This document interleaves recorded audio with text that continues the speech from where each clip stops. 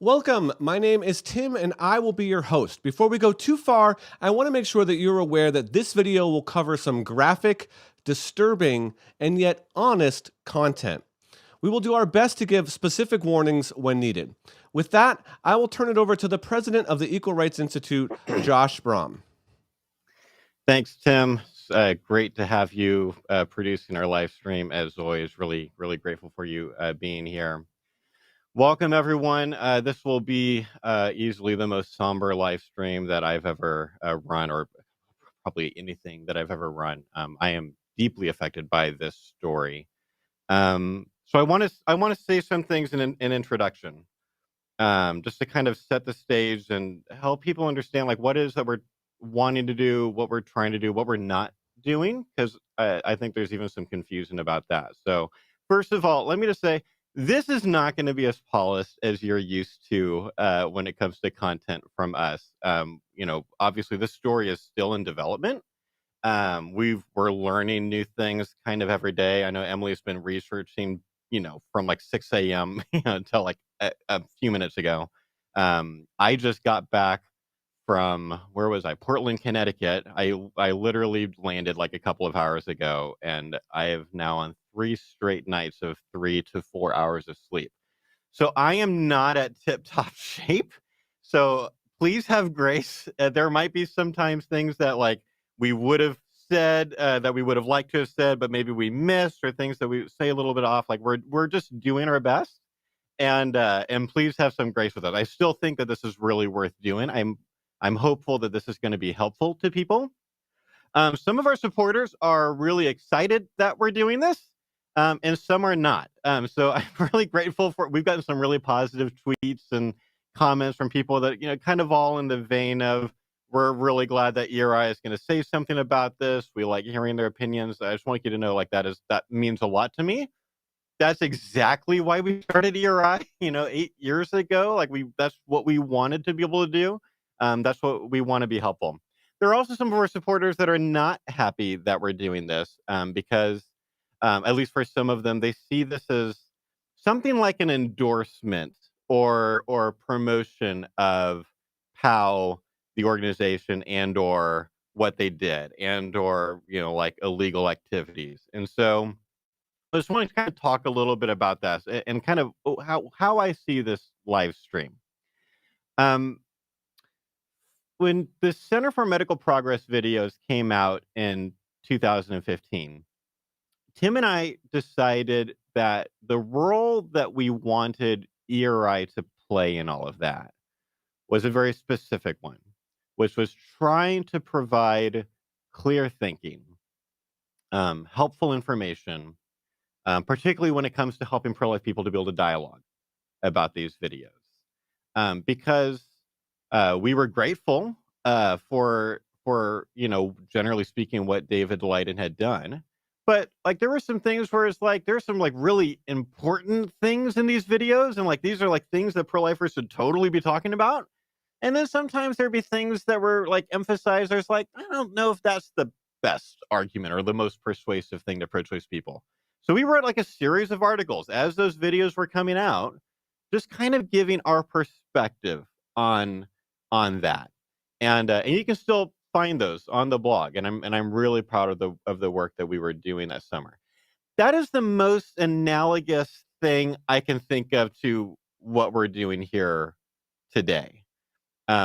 This is not an endorsement of PAAU. This is not saying like we agree with everything that happened. I don't actually even have fully formed opinions about all of this, because I don't even have enough information right now. We're going to hopefully get some information today, like more than we had before. But like I intentionally did not make any public comments when I first heard about the situation, and I heard about it very quickly.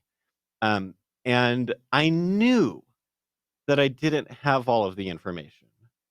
I knew that one of the people involved is someone that I consider a friend. Terrisa and I have known each other for years. I'm glad that she's in the movement, and we are fond of each other, and we've had lots of discussions, but we also disagree on tactics sometimes, and that's okay. Like That's a pretty common thing in the pro-life movement. So I knew that Teresa was involved, but I didn't have a lot of facts, and so we were purposely not making public comments.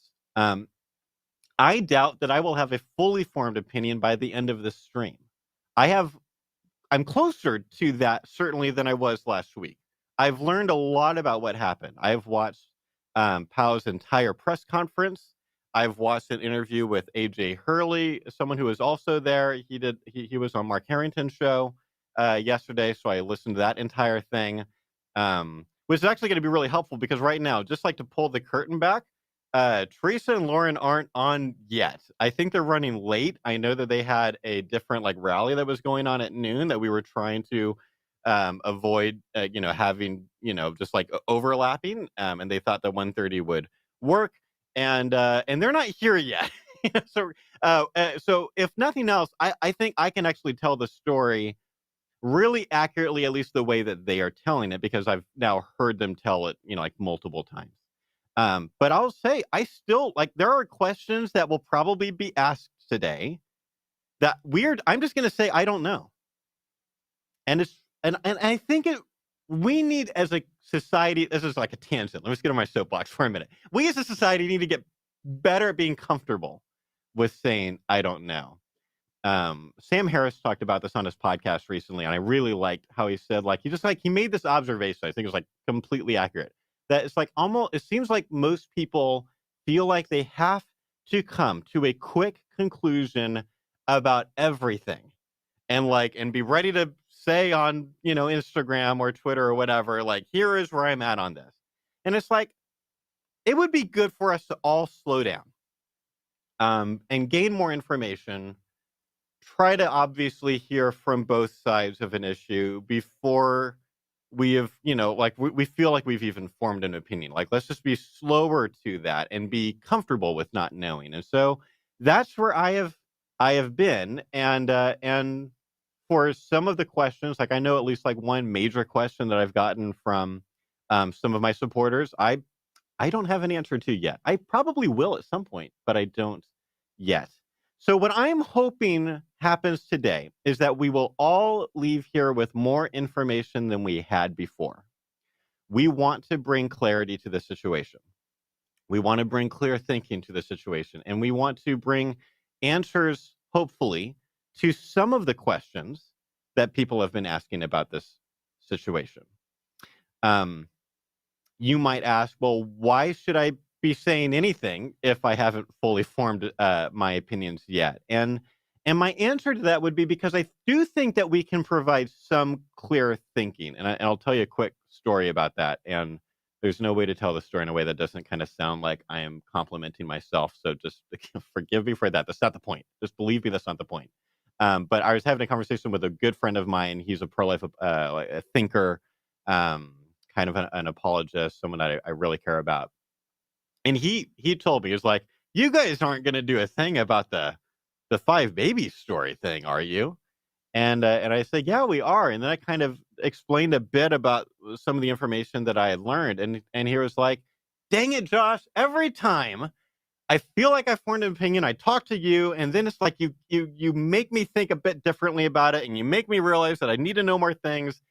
And that just kind of happens. And that's what I want to have happen here. I don't feel like we have to have fully formed opinions to be able to help people, because I've seen, and Emily has also been doing a ton of research following where comments that have been coming from pro-life and pro-choice people, especially in the last few days while I've been on a speaking trip. And I think we do have some things that would be helpful to say about some of the questions and things that people are thinking about. And so, to be clear, this is not an endorsement of PAAU. I am friends with Teresa. I've spoken to Lauren, the other kind of main person in this, twice, I think. So I wouldn't consider us friends yet, but I like some of the things that she does.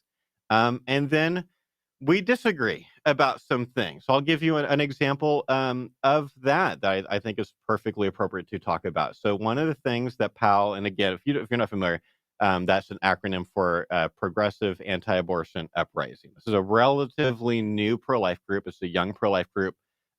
Teresa runs it. She used to head Democrats for Life. He's done a lot of work with Pro-Life San Francisco. So he's done some stuff with Secular Pro-Life. And that's where I got to know her. So she's leading this thing now. So they're very far left. And generally speaking, I would say they kind of see themselves as sometimes trying to be a bit analogous to like animal rights activists who will sometimes do like direct action and civil disobedience in order to raise awareness, in order to sometimes save lives, things like that. So one of the things that they have done a lot is pink rose rescues. You might have heard of red rose rescues, and this is just like a little bit of a different form of it. I don't know all of the differences between a red rose and a pink rose rescue, but functionally, my understanding is that they intentionally trespass into an abortion clinic waiting room and minimally pass out roses to the clients in there, and there's information attached to the rose with something that's empathetic and compassionate, and we want to help. And here's a number that you can call, or here's like a pregnancy center. Like I don't know exactly what the note says, but like it's along those lines. And they've said like there are people that have chosen not to have abortions those days because of that. So I disagree with that strategy. There's some people that agree with it. There's some other people that have been doing it more lately. But that's not anything that Terrisa doesn't know. Like I'm not talking out of turn here. So at a couple of months ago at the National Pro-Life Summit, like what used to be called the Students for Life Conference, and now it's the National Pro-Life Summit, we had a booth and we were right next to PAAU. And I was like really excited for that because first of all, it's a relatively new pro-life group. And it's one more group that is bringing diversity to the pro-life movement, which I've always really, really wanted. This pro-life movement cannot just be a like white Catholic middle class thing. Like I want Democrats, I want atheists, I want gay people, I want trans people, I want every race, every ethnicity. Like I want a diverse movement. And so I'm intentionally positive and welcoming any chance I get with someone that is doing that. But I also saw it as an opportunity to have a face-to-face dialogue about this particular tactic that we disagree on. I've been thinking about doing that like on Zoom or something where it's like, hey, we are all here. So let's talk. And it took a while. Like it was really, really busy. We had 4 people there. And almost all of us were basically busy all day talking to people. It was really cool. If you were there, thanks for coming. We felt it made us feel good. It made us feel special. It's always really fun talking to people, especially at that conference. But I finally found a window when I could break away, and I got Terrisa. We've got background audio happening from someone, Tim. Just so you know, in case you're not aware of that. But I grabbed, I didn't grab, I grabbed Terrisa. I didn't grab her. Hey, why don't we come over here? Here's like a slightly private area, and would love to talk about the rescue thing. And she was happy to do that. And we started talking, and we had a really, like a pretty good dialogue about it. And then pretty soon, like a lot of the other members of PAAU came over. So pretty soon it was kind of a 4 versus 1 situation, and that's okay because I got a chance to really hear them out. They heard me. They heard my best arguments against it, which is functionally, just to summarize, I'm concerned at a long-term level. I don't have a moral problem with what they're doing. I have a strategic concern. I don't want to give pro-choice people an excuse to pass bubble zone laws all over the place. And even though generally speaking, our country is very, very pro-free speech, our Supreme Court is super pro-free speech. It's like maybe if enough what the pro-choice side would say is scary things happen at abortion clinics, then maybe they might be able to get like a lot of bubble zones passed. And then you can't have sidewalk counseling, and that's at a long-term level a bad thing. And they agree with that. They just don't. I'm hearing Terrisa and Lauren are here. I'm really glad that they're here. I am almost done with my intro, so I will bring them on in a minute. I'm so glad you guys are here. So we had a really great conversation. And again, they heard me and I heard them. And it's like, this is what pro-life people should be doing more often, is having conversations in person, not just about the things we agree about, the things that we disagree about too. And frankly, they made the best arguments I've ever heard for doing rescues. I'm not convinced, but they are rational, reasonable intelligent people, and they have thought through what they're doing, and we just like end up like with different kind of like guesses on what is most likely to happen in the future, and that is a reasonable place for people to disagree on. And so I'm friends with Terrisa. I care about Terrisa. I know Lauren a little bit. This again, it's not an endorsement of PAAU, but at the same time, I do not like the way that they have been treated in the last week. They have suffered hundreds of personal attacks in the last week, including from friends of from their friends sometimes. And I have experienced that firsthand, but at a lower level. I haven't like, been part of like an international news story where a lot of people are freaking out and saying horrible things on Twitter. But I've experienced what it's like to have former friends kind of turn against me. And it is an incredibly painful thing. So imagine that. I just want us to have a little bit of empathy. Imagine that added on to the incredibly traumatizing experience that they had last week. I can't imagine what they're going through.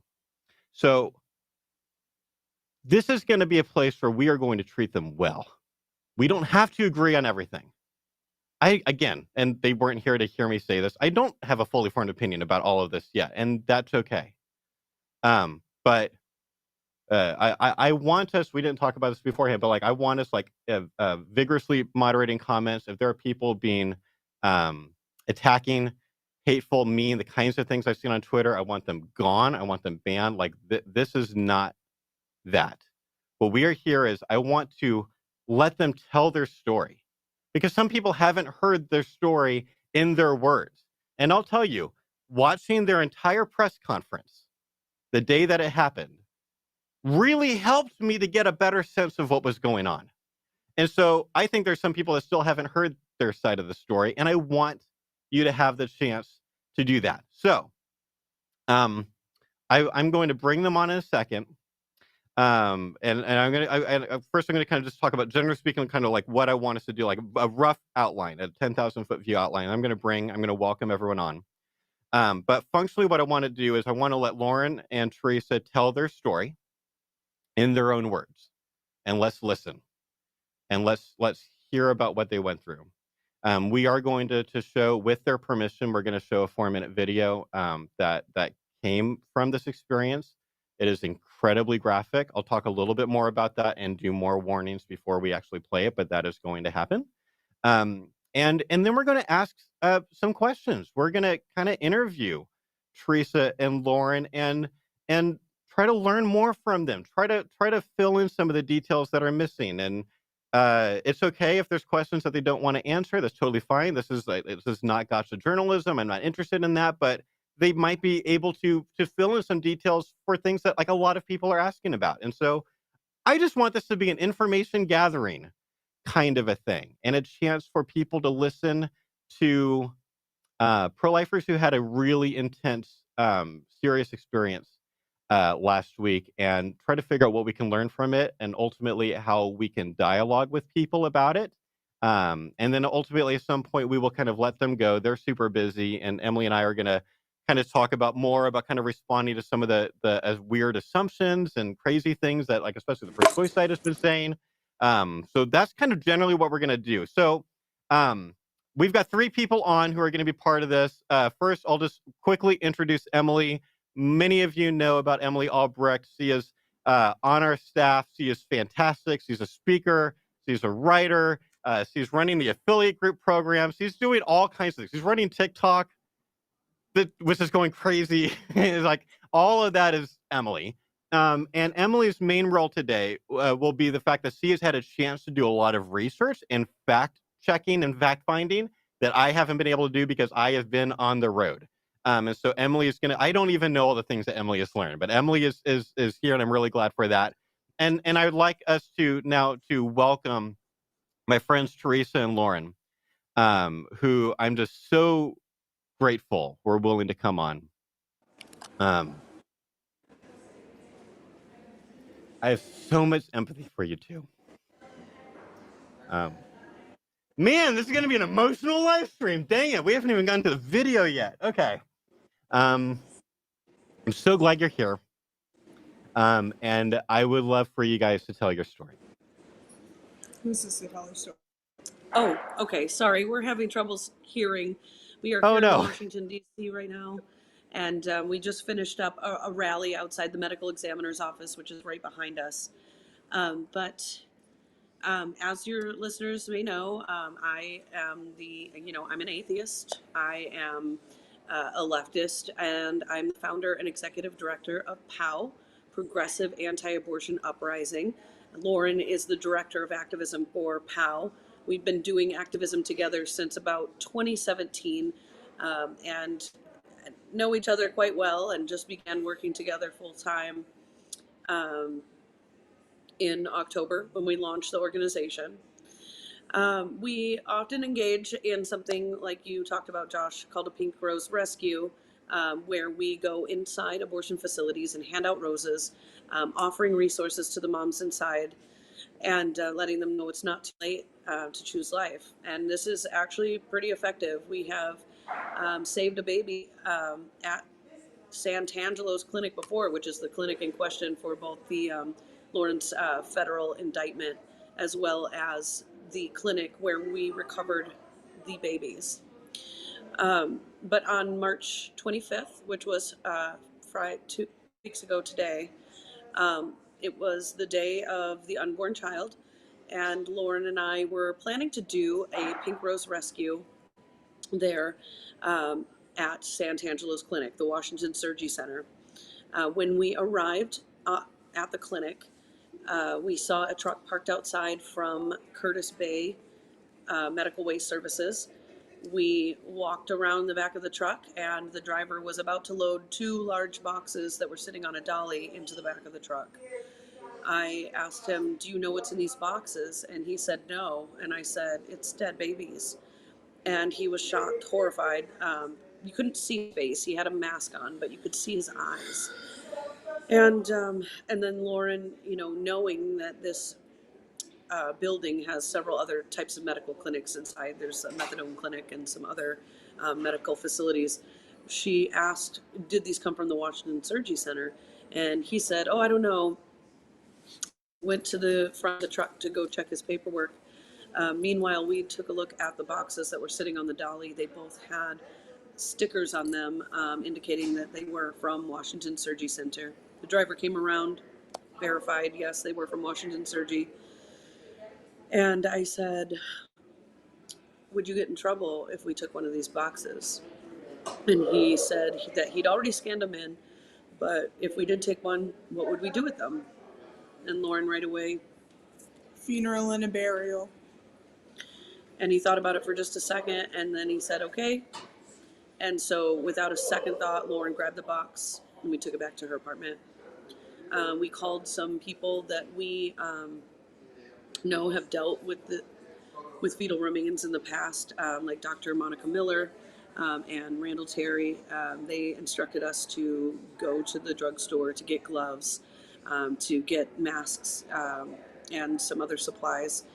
We did that. We were looking for a priest to be with us when we opened the box because we weren't sure. And even Monica and Randall both told us, you don't know what you have. It could just be, bloody gauze, or, there's no way to know exactly what you have. But they instructed us to have a priest there present if we were able. We weren't able to find a priest, but we did find a Catholic deacon who met us at the apartment. And we then proceeded to open the box. Lauren cut the box open. There's a red bag inside. She cut open the red bag, and inside were over 100 small, round turquoise containers about the color of my nail polish, if you can see it on the camera. And then at the bottom of the box, there was another bag, like a white, clearish bag, with 5 much larger containers inside, and one of those containers was much larger than the other 4. We put them on the table. We decided to open the big container. Lauren and I are tough activists. We've been doing this a long time. We've been arrested together on multiple occasions. We have been assaulted on multiple occasions. at pro-abortion protests. So we thought, we're strong, we can do this. And when she opened that container, she put her hands inside and she said, "This baby's whole." And then she put him on the table. This beautiful, beautiful, fully intact baby boy, hair on his head, just pink skin. It's doubly the worst moment of my life, and there's nothing that could have prepared us for that. We named him Christopher X, and we put him back in the bucket, and then we opened the other four.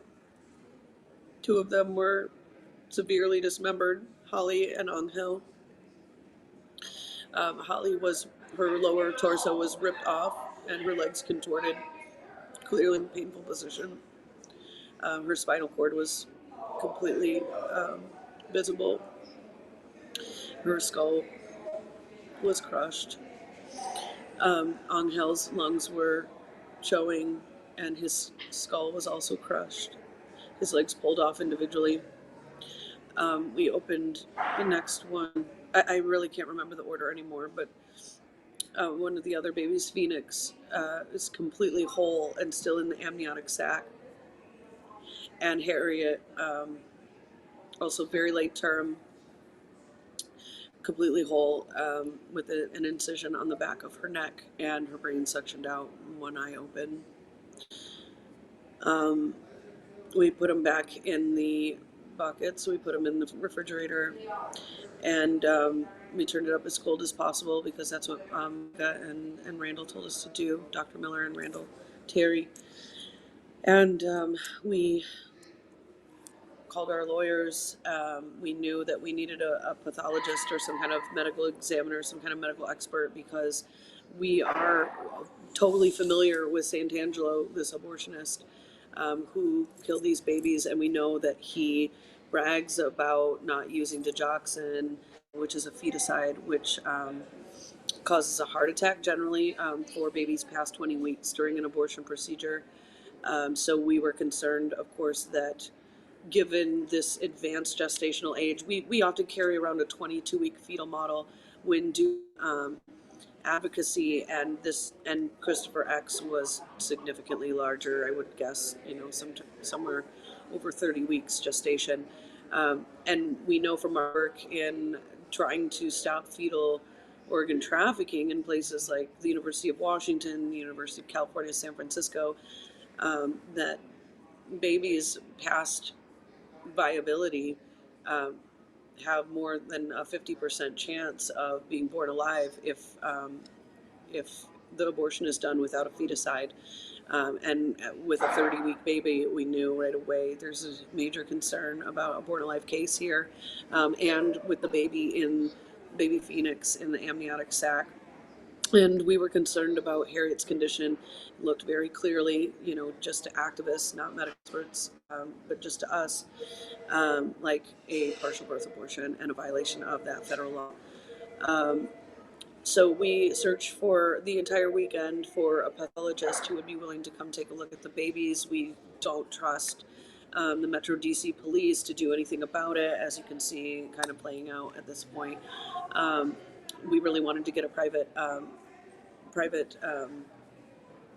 opinion, and but we couldn't find anyone all weekend. On Monday, we were hoping we would yield better results then, when people are in their offices willing to take calls. We held a funeral mass for all 115 babies. It was performed by a priest, and it was a funeral mass for unbaptized children right there in front of the refrigerator.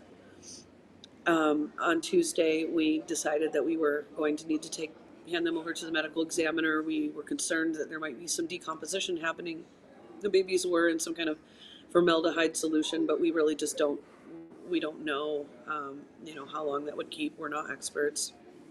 And so we made arrangements through an attorney to write a letter to the medical examiner and the DC homicide unit, asking them to take custody of the babies and to do a full investigation. That letter was sent on Tuesday the 29th, and that night Lauren and I were instructed to go to the apartment to unlock the door. We were told they would come in, take the babies, and then we were to return 2 hours later to lock the door. That night we got tired. Lauren had been staying at my apartment all those nights, because the apartment was basically a tomb at that point. And we just decided to go lock back up in the morning.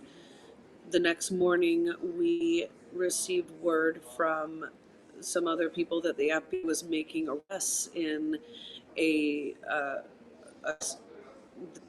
was related to a rescue that took place, a traditional rescue that took place 2 years ago in 2020. So Lauren knew that she was likely going to be arrested soon. So we went to her apartment to check on the babies. And when we got there, the FBI stepped out of their cars. They arrested Lauren right there on the sidewalk in front of her apartment. I was there. I documented the entire thing. They never at any point entered her apartment, but when they took her into custody, they instructed me to take her things into the house. So she went into FBI custody, I went into the apartment, and the babies were still there. By then, the 110 were buried, or taken for burial in a private cemetery. In undisclosed location, we don't know where it is. So I contacted the lawyer. Lauren's in custody. They instructed me. I went back to my apartment. Then they instructed me to go back to Lauren's apartment and give the police permission to enter. I did. They came in. They took pictures of the babies. Forensics came in. You could tell that they were definitely shocked by what they saw. But by that time, the entire block was occupied by police cars and forensics teams, and they had apparently tipped off the media. By the time I left the apartment, there was a cameraman and a reporter outside asking me for a comment. Lauren was released, I think like around 5:15, but FBI had told me she would be released at a different location. So there was a time when we were separated and I had her keys. And so she was sitting outside her apartment. When she arrived back, her landlord instructed her to leave the house. She was no longer allowed to live there. He didn't want any explanation. He just did not, was upset by the police presence. And of course, seeing the homicide unit and forensics going in at lower level basement apartment. He just said, you have to leave. And, she was bombarded by press. And that's when you see kind of like the storm of press just kind of descending on this story, trying to make the claim that the FBI raided her home and found these babies without prompting by us. So that's basically the story. Obviously happy to answer any questions that you have, but it's been, for sure a traumatizing experience. And it's been upsetting for everyone. See, that's the thing. Because, like Janet Romero from Priests for Life, the shockwaves of abortion.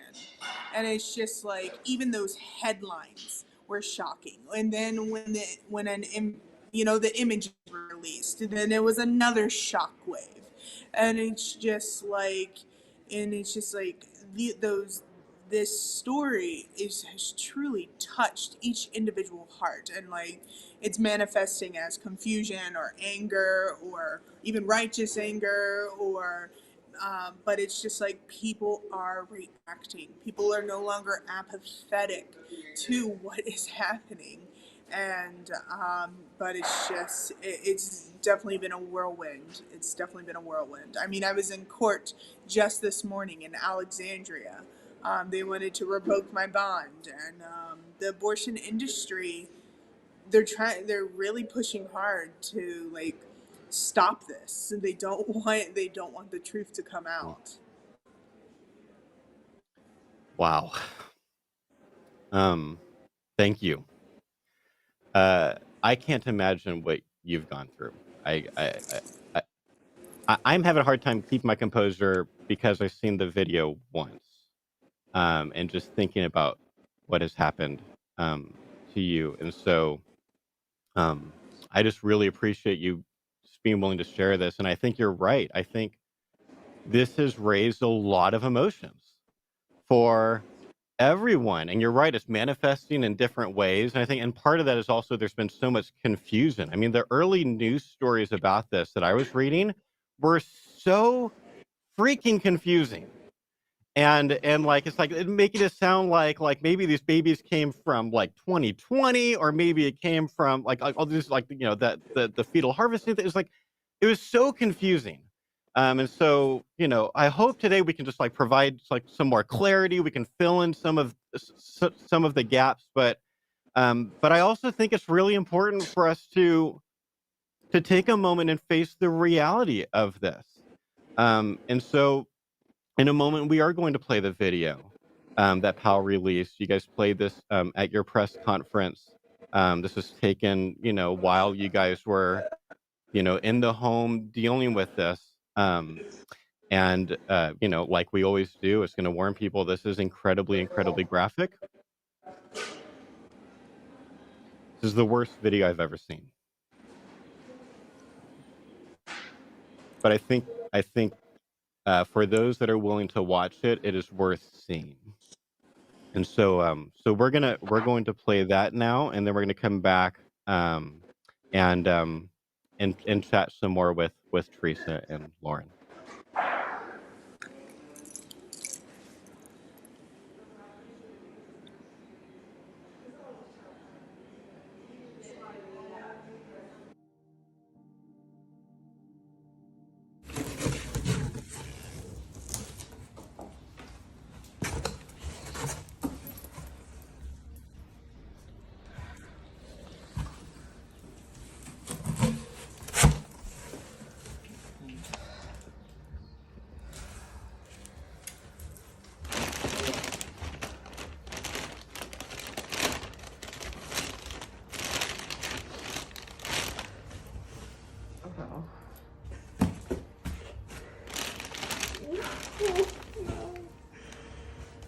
They're awful. It's just babies. It's babies. It's babies. I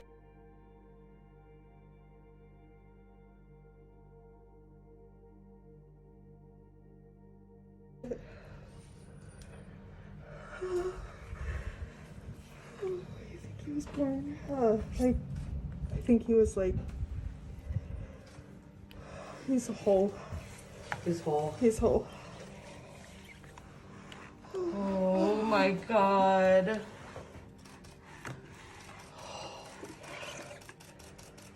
Oh, rest in peace, little tiny. Fuck these people.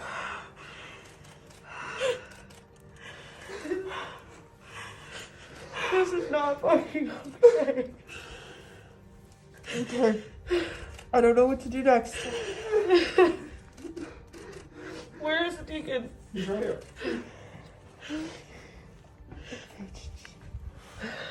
Okay, little baby. It's okay. It's okay. He was definitely. He was born alive. A little boy. It's okay. It's okay, little boy. That's okay. Oh, sorry.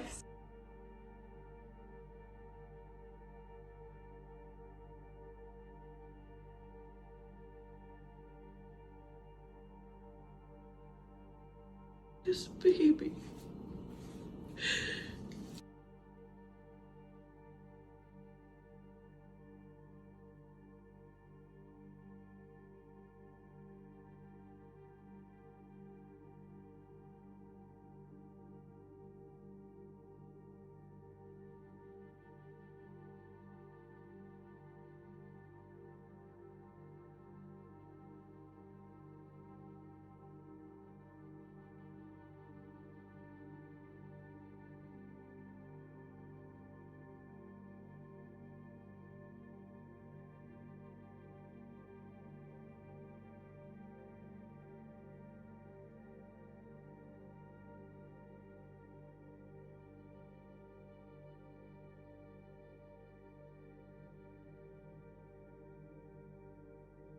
Latest numbers. Okay, his skull was crushed. You can tell. Tiny baby. You can tell his skull was crushed. Show me the face. Oh, God. Fuck you, Santangelo.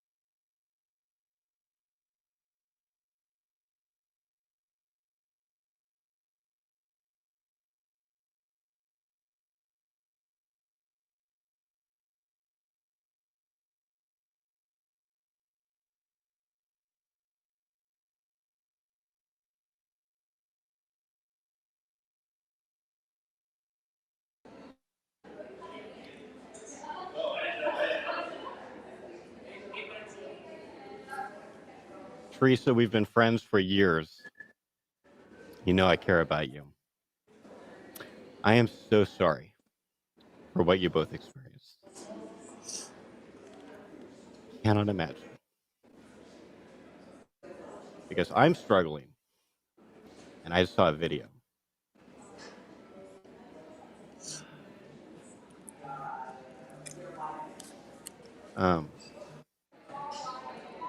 I want to make a quick comment, kind of especially kind of for our listeners, and then we're going to ask Lauren and Teresa some questions. In fact, interestingly, our mutual friend Monica Snyder from Secular Pro-Life is in the chat, like asking a bunch of the questions that we're like are kind of in the vein of what we were going to be asking. So you kind of get a sense of just like interested in just like any information you're willing to provide, and so there's nothing that you have to say. If there's anything you don't want to answer, it's totally fine.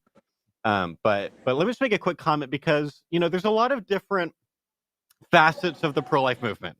This is a complicated, diverse movement. There's a lot of different kind of parts of it, and some parts of it are further separated from the reality of abortion than others.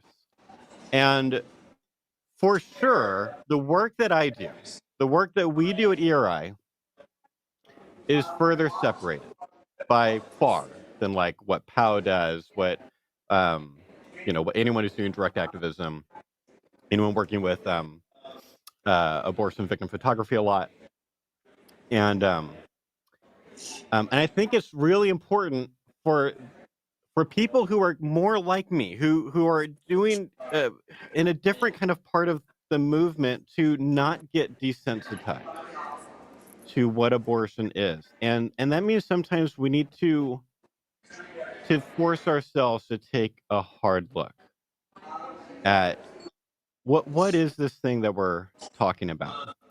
This doesn't change what I want to do at ERI. I still think it's really important to teach people how to dialogue and like all of that. I'm so glad there's different facets of the movement. But I'll say, as I think at this point, for those that know me as a very charitable person, sometimes an obnoxiously charitable person. But seeing that video, I have a hard time understanding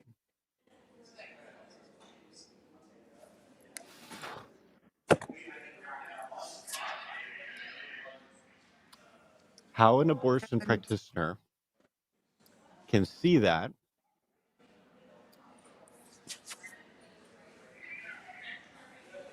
and just defend it by saying women's rights over and over. I legitimately don't understand. So, let's ask you guys some questions. If there's anything you don't want to answer, say you want to pass. I'm going to move on. Okay? okay. Yeah, our But you have audio more is information than really we do. Are you guys muted right now? our audio is very I'm not low. For hearing some you reason we can't right now. Is that on we my can't hear end? you that well. Oh, you know what? My bad. That's on me. That's on me. I had the wrong fader up on my mixer. I'm sorry. So I haven't heard anything that you guys maybe have said since the video. So if there's anything I missed and you want to tell me, go ahead. I apologize. You've been basically muted in my headphones. Oh, we were just saying the audio is pretty low on our end as well. But Yeah.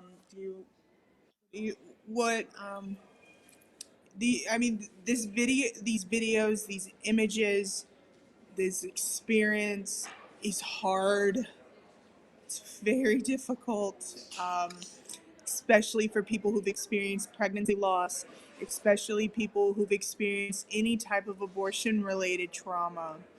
And we want to let you know that it's just like, we are not angry, we are not bitter, and we're not trying to tell people not to feel a certain way or to feel a certain way, because these emotions are real and understandable and normal.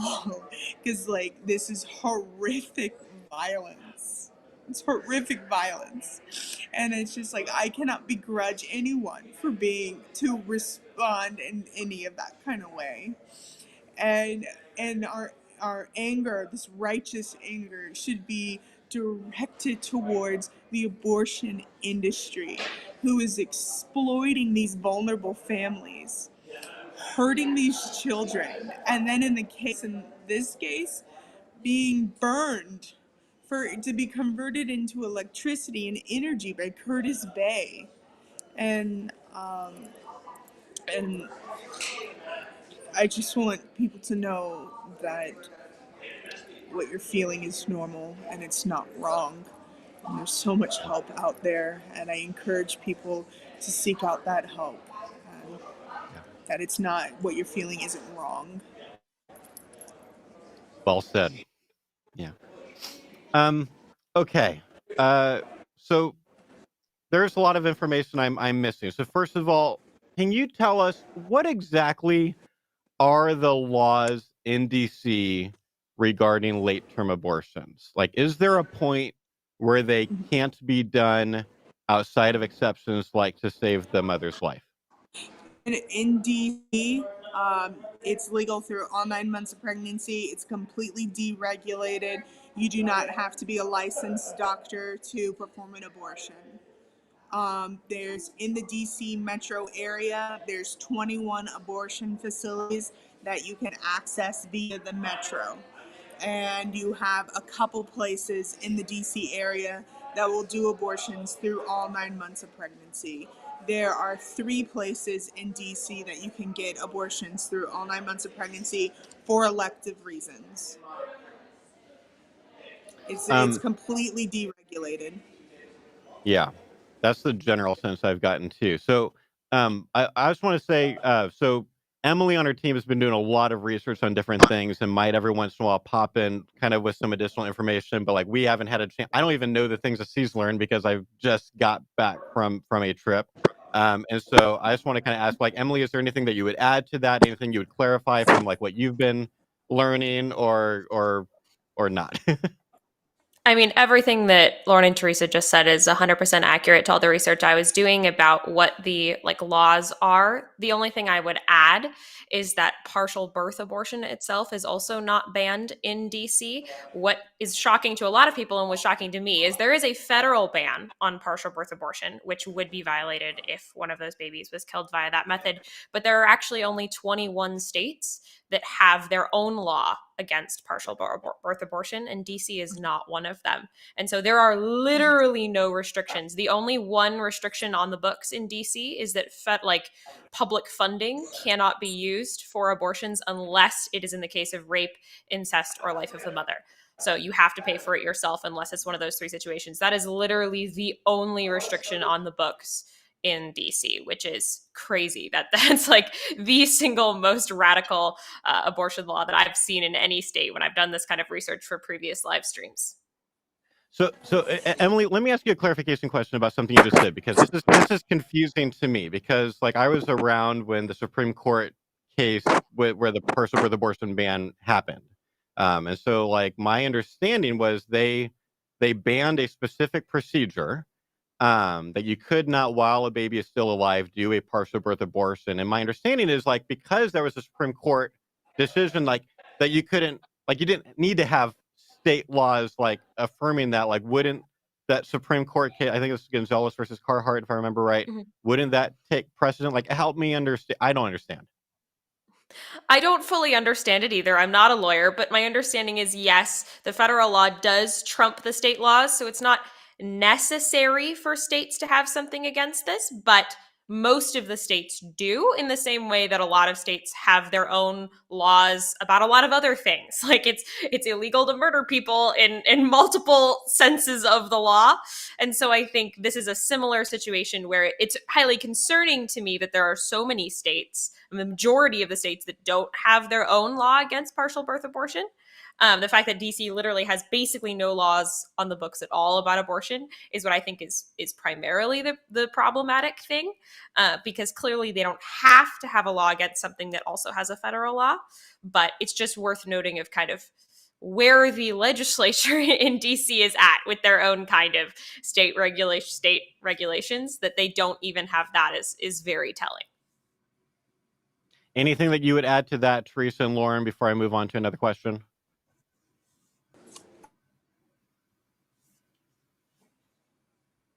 I know they're having a hard time hearing me, and it seems like their internet connection is not great either. Emily, maybe you just like, oh, did we lose them? Have we lost them? I was going to say, Emily, maybe sometimes you can type in the questions I'm asking, just if nothing else, so they can like read it, because I know they're having a hard time hearing. Here's a question I have. I would like to also add, because it's so deregulated, you get the worst of the worst to come into town to do business. There's one abortion facility, Capital Women's Services, that does late-term abortions by a nurse practitioner. And there's like currently multi-million lawsuits going on right now for horrific botched procedures. And like Cesar Santangelo had a wrongful death lawsuit. He killed a mother in abortion, and the autopsy showed fetal debris in her lungs. And so it's just like when you have this hyper deregulation, the worst of the worst come. They flock to these little havens. That makes sense. That would happen. That's horrible. Okay, so Teresa and Lauren, I'm going to tell you, okay, here's my understanding of your argument for criminal investigation and autopsies, and I want you to fill it in or like flesh out what I might be missing. But my understanding is that your argument kind of hinges on a couple of things. Is that the fact that at least one of the babies appears, even to me, to have died from a partial birth abortion, which would be, in my understanding, illegal if the baby wasn't killed first by a shot of something like digoxin. And that some of the babies may have been born alive, given their age.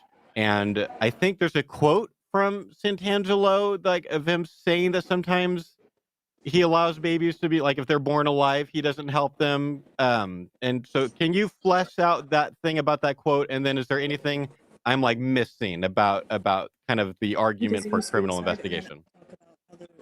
There was no interruption of the So in 2013, Live Action went undercover at Washington Surgery Center and captured Santangelo making several admissions on camera that are problematic and point to possible born alive case here.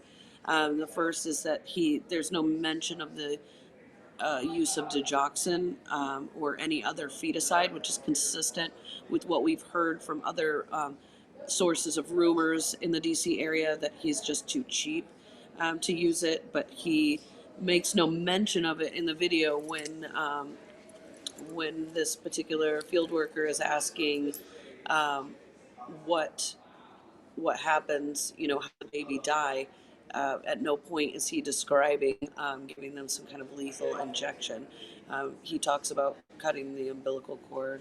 And he does talk about cutting the umbilical cord, but when I took the child out of the container, the umbilical cord was connected to the placenta within the umbilical cord. And so even with Harriet, who's suspected of the partial birth abortion, there was no interruptions in the umbilical cord, and like the placenta was there.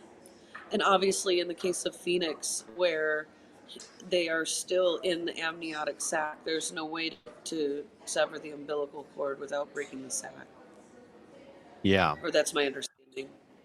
Yeah. So then let's just clarify. So is your understanding, as far as we can tell, obviously we don't really know, but as far as we can tell about Santangelo's clinic, is the idea that we suspect is that he never uses digoxin because it's too cheap, or is it that he only uses it sometimes but not other times?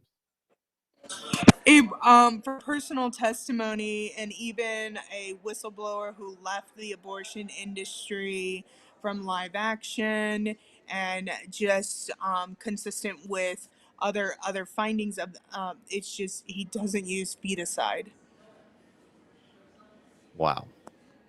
Would there be a way if an autopsy was done of these babies? I know it's one of the main things that we're pushing for. You want autopsies done, for example, let's see if there's oxygen in the lungs, because that would indicate that they were born alive, and that would violate the Born Alive Infant, the Infant Act. I'm wondering, obviously, we would have to try to prove Santangelo's guilt, that he violated a crime. So I'm wondering, if they did an autopsy of the baby that appears to have had a partial birth abortion done to it, would it be possible to get evidence that the baby was not killed first by digoxin? Obviously we have this testimony from other people, but would there be any way to prove that in an autopsy With the feticide? Yes. So we know through the Ryan residency, which trains abortion providers, and then the fetal organ harvesting, that the reason why they don't use fetus is because then the tissue is unusable for the experimentations. And so the tissue of the child, the cellular tissue, whatever, would have those indications that poison was introduced into the system. There's no evidence from what we saw that Santangelo is, selling the body parts for experimentation. Not to say he never has or doesn't, but there wasn't an indication here. But there certainly would be some kind of indication that the stem cells had been destroyed by a feticide like digoxin. Yeah, got it. If and it just had in been case used. Sorry, thank you. So just in case I'm just gonna let you guys know, just in case you haven't noticed, on the side of your screen, there's a comments and then there's a guest chat tab. And because I've prepared some of those questions, Emily's literally pasting those questions in, just in case you can't hear me. So just in case you hadn't noticed that, I just want to let you know that's available to you.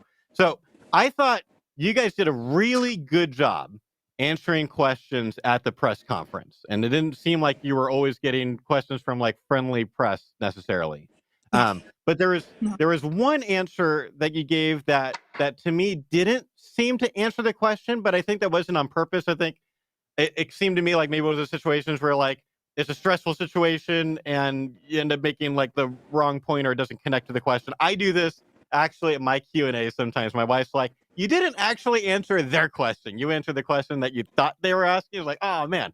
So just in case that happened, I want to kind of give you a mulligan and see like this is a less hopefully stressful situation and try to get an answer to this. So even if no evidence of digoxin was found in an autopsy, I'm wondering, would there be any way to prosecute without connecting the baby to his mother and determining that the mother was not having a life-threatening pregnancy situation? Would it like would they have to be connected to make sure to like find out was this an elective versus a non-elective late-term abortion? I think elective or non-elective, that especially with the partial birth, you can't use that specific type of procedure, regardless if it's elective or non-elective, is not allowed. Got And it. if an infant, I mean, like the reason for the abortion, if the child still survives the abortion, then the child should be given life-saving care. And Right. like and it's just like we might never ever know the reason why someone chose the abortion, but we do know that the abortion industry uses fear, isolation, and violence to exploit these families to make Yeah. profit. And it's just, and if the autopsy came out that there weren't any children that were born alive, or that there was a presence of digoxin, then we at least want the secondary demand of a proper investigation. I mean, a proper burial, excuse me. Because here's Yeah. the thing, the 110 children that we found were definitely were aborted legally. Yeah. And we found one that was probably 7 weeks, something like that, or where the little fingers were just starting to bud and his little teeny veins. And it's just like, that was an injustice in and of itself as well. And so Yeah. I still don't know if I answered your question the way you wanted it, No, but it's that's pretty good. I'm gonna ask a follow-up, but actually that's really yeah. helpful because you reminded me of a fact that was buried way in the back of my head that I just haven't had to think about for a long time because I don't really talk about partial birth abortions like I did back when the Supreme Court case was happening. So yes, I remember you wouldn't ever really have a non-elective partial birth abortion because that's a 3-day procedure. Like you can't do an emergency partial birth abortion. You can do an emergency C-section, but you cannot. You've got like the way that you have to expand the cervix and all of that. Like there is no life-threatening partial birth abortion happening. So that's a really helpful response or answer for at least the baby that appears. It looks like a partial birth abortion. So then I guess I would just like maybe go back to that question for the other babies, for the babies that seem like it, however they died, either a D&E or maybe they were, killed and then born dead or whatever it might have happened to them. Would they have to be connected to their mom's situation to determine was this an elective versus non-elective situation? To be honest, I can't give an answer. That's okay. The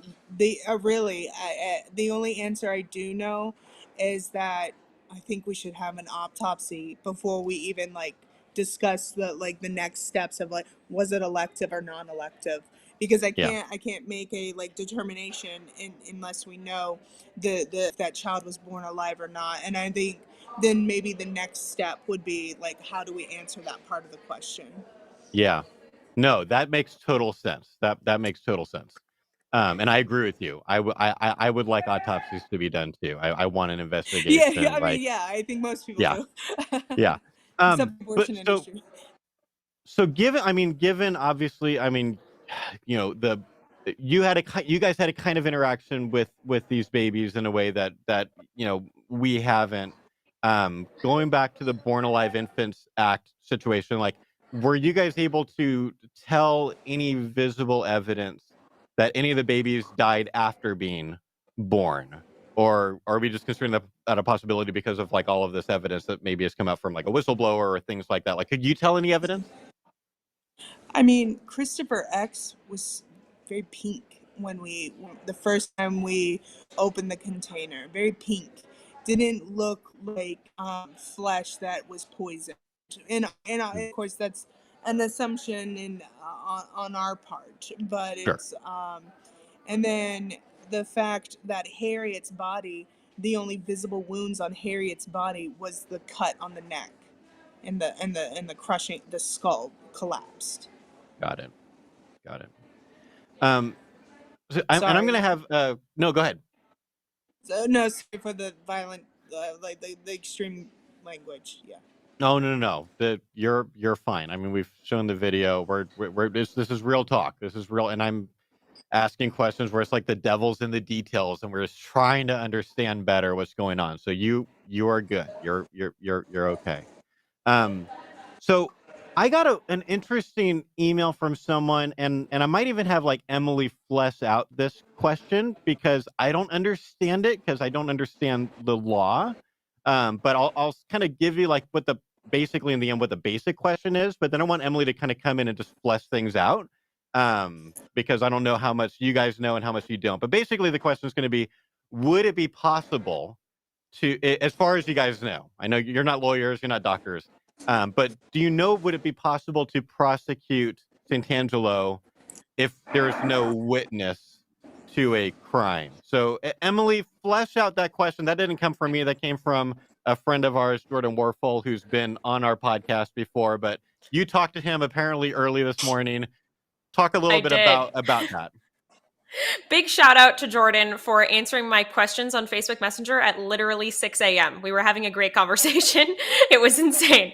But basically, the crux of the idea here is that there seems to be a need to have some sort of witness or something additional besides literally just bodies in order to successfully prosecute someone for something, whether it's like a murder or, in this case, they're doing illegal abortions. And that idea comes from specifically a Clark's Forsyth article from Americans United for Life, talking about one of the reasons that women were not prosecuted for abortions pre-Roe versus Wade is because it would basically be counterproductive to trying to enforce a law against the abortionist. Because if basically the court treated the woman as an accomplice with the abortionist in performing this abortion, then she wouldn't be allowed to testify against the abortionist. So then there wouldn't be a witness in the abortionist's case, and the case would be thrown out. So if you didn't have that woman like as a witness, whether she was willing to testify or not is irrelevant, but just the fact that she exists mattered in them still being able to actually prosecute the abortionist. If there was no witness because she was treated as an accomplice, then you would have just the case be thrown out. The abortionist couldn't be tried. And there's an example of this that Jordan found. It was Zutz v. State. And basically it was an abortion doctor who did precisely this. He tried to get his case thrown out because he alleged that the woman would be an accomplice, so she can't be a witness, so there is no witness. And it didn't succeed. He did not succeed at actually doing that and getting the case thrown out, getting her treated as a witness, but he tried to, which gives kind of credence to this idea that this is possible, that someone could do this. If there is no witness, you would be able to just throw out that case. From what he and I could tell from doing research on other types of cases that weren't specifically abortion, it doesn't appear to us to be impossible to prosecute someone with only physical evidence. But like that leaves a lot of room for the defense to just like create reasonable doubt, because if all you have is like this body or this physical evidence of something having happened, it's pretty hard to prove who did it, where it came from, all those kinds of things. And so that's a huge reason why in this case we need autopsies and a full investigation to happen. Hopefully, so we could find a witness, whether it's through security camera footage at or outside of the abortion clinic, like something. We need something in this idea. If it's true, we need something additional besides the bodies to really have this prosecution actually work. The one real non-abortion example that he and I were able to dig up this morning was about domestic violence cases. That's usually like all the legal websites that I was looking at this morning when they were talking about, do you need a witness or not? They would bring up domestic violence because often that's a situation where you just have one person who's claiming that this happened. Maybe they have some physical evidence on their body, but there is no outside witness to this crime, and it's just a he said, she said situation. And all those legal websites are basically saying, It's possible to pull it off and actually successfully have the person who is doing the domestic violence be, successfully prosecuted and thrown in jail for that. But it's very, very hard to do if you can't find some other sort of evidence, because it's just a he said, she said. And so that's kind of the closest parallel that I can make to help kind of explain the situation. So we don't know, but it does appear that it would be a lot harder to prosecute the abortion practitioner without there being a witness. That's what I was able to find, but I'd love to hear if Terrisa and Lauren and all the legal counsel you've been getting, and do you have any more insight into that question than I was able to just dig up with my own Googling? I don't think we have a whole lot more insight on that other than just looking at like the Gosnell case and knowing that whistleblowers do sometimes tend to come forward, and people who work in Santangela's clinic, maybe someone there would be willing to come forward eventually. If I think that's another important reason to keep this story in the news, to keep circulating the images, forcing people to see, because we're much more likely to see that whistleblower come forward in that case. Got it. Absolutely. That's a huge reason we need that investigation to happen. Yeah. So here, there's a question I've seen a lot, and I think I probably know the answer, but I just want to give you guys a chance to speak for yourselves. So there was was a delay between you guys finding the bodies and them being you tipping off the authorities to let them know that this was here. I know part of that was you were looking for a private pathologist to hopefully, like unbiased, neutral, that could help with that. I know that that ended up just not working out. But are there any other reasons that went into the delay? I think it was 4. Was it 4 days? So Was it a 4-day delay? 4 to 5 days for. But here's the thing. I also wanted to be said. The younger children who were aborted and they were put in each little container, the date of the abortion was written on each container. There were abortions from December. We took a picture of each Seriously? container. Yes. Whoa. There were abortions from December. He was coming, and so I'm not the one who had the aborted children for months. Yeah. So I just want to put that into perspective. And we took a picture of each container, and there were twins in some of the containers. And so, but also, to be real, I mean, everything was happening so fast, but everything was happening so slow, because the emotional toll where sometimes I just refused to want to get out of bed. I didn't want to go back. I wanted to just stop time. And so I know people are like, 5 days. It's just It was really 4 before we made the arrangements. But it's just one, Santangelo had those children for months, but 2, we really were trying to the best of our ability to go as quickly as we could. And and one of those days was a Sunday. People weren't really answering their phone on Sunday. And Right. And we were panicked. It seems so easy for people to put themselves in our position, but the minute we got that, we didn't know what to do. This is kind of an unprecedented circumstance in the pro-life movement. No one's ever been willingly given a box of fetal remains. And so, we're consulting lots of different people, lots of different lawyers, and lots of different people who have handled fetal remains before, and many of those people who've handled fetal remains before have had them months before they were able to find a proper burial. And we think that we acted quite quickly under the circumstances, and with a lot of urgency. But when 19,000 people are giving you, all these different a lot of different and conflicting advice, and it's squarely up to you to make a determination about what's the right thing to do. How are we going to get how are we going to get justice for these babies, and how are we going to honor their memory? Yeah, and what's been also interesting, I do wish people would be mindful that people who miscarry or experience pregnancy loss, how they choose to deal with the remains. There are people, who keep their children in the fridge while they arrange burial arrangements. And, in the age of COVID, it took a little longer. And so Yeah.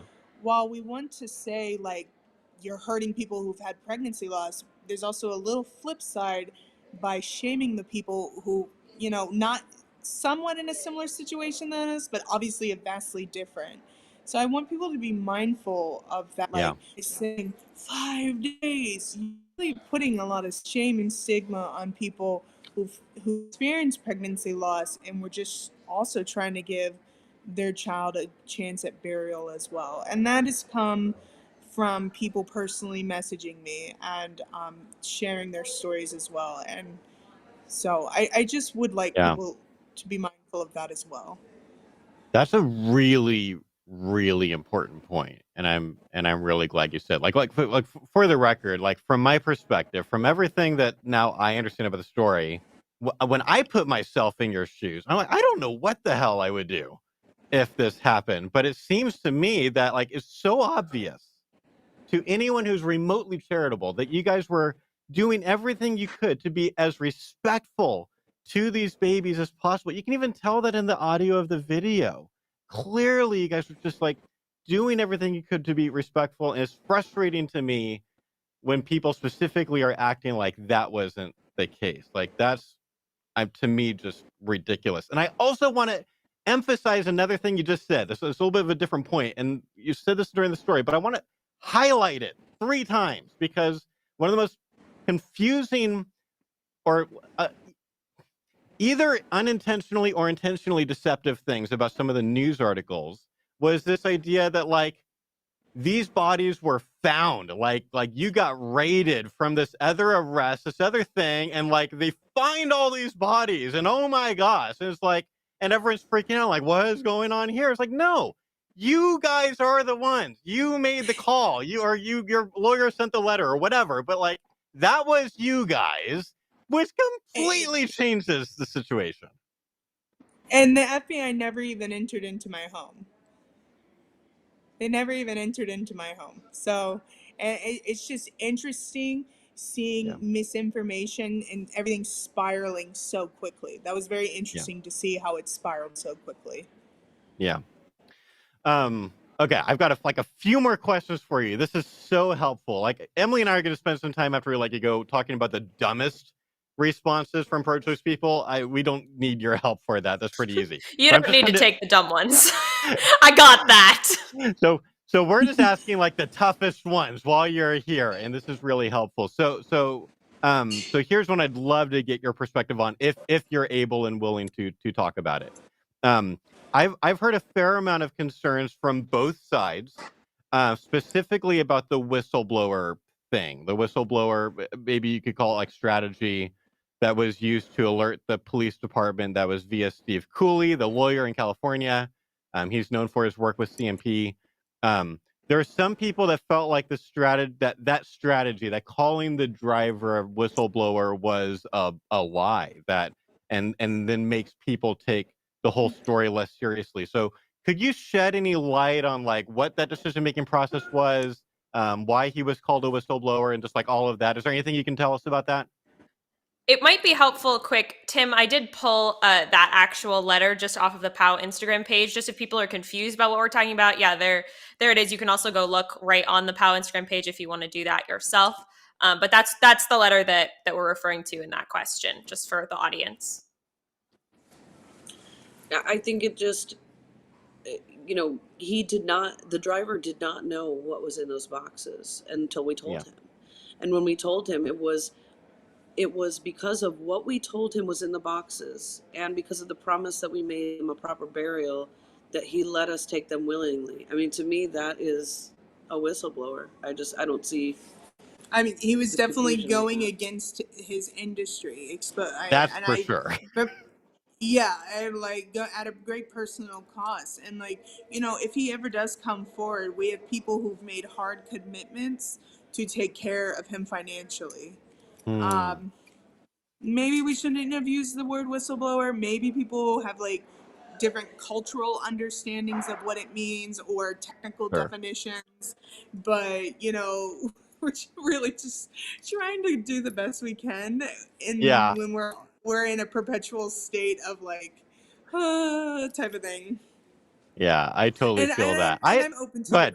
I'm open to the criticism that maybe whistleblower wasn't the right word, but you know, When we told the story to our lawyers, like literally right away, they referred to the driver as a whistleblower, and that So- made sense to us because Yeah. Yeah. he literally, from our perspective, blew the whistle on Curtis Bay and Sant'Angelo by letting us take that box. So I love so I didn't know, but I love the fact that there's already like, I mean, this is kind of like what Abby Johnson's ministry does with people who worked in the abortion. Like, you've got people ready to take care of this guy because there's no way this guy is not fired.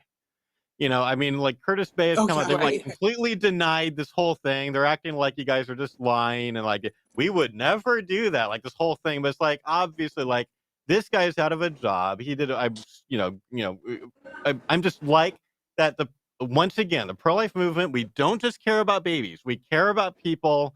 We want to help people. And that is just a really cool example that I wasn't aware of until you just said so. So for our Go listeners who might not be more familiar with the Curtis Bay side of the story, there's two pieces there that both Curtis Bay has denied that there was ever a box handed over. They say that all three of the boxes did show up at their facility later, so they deny that like interaction could have happened, but they also deny that they ever transport any sort of fetal remains of any sort. Like they say that it's impossible that what is in the box was in the box. So there's two parts to what Curtis Bay has denied, and so that might be just helpful for our listeners.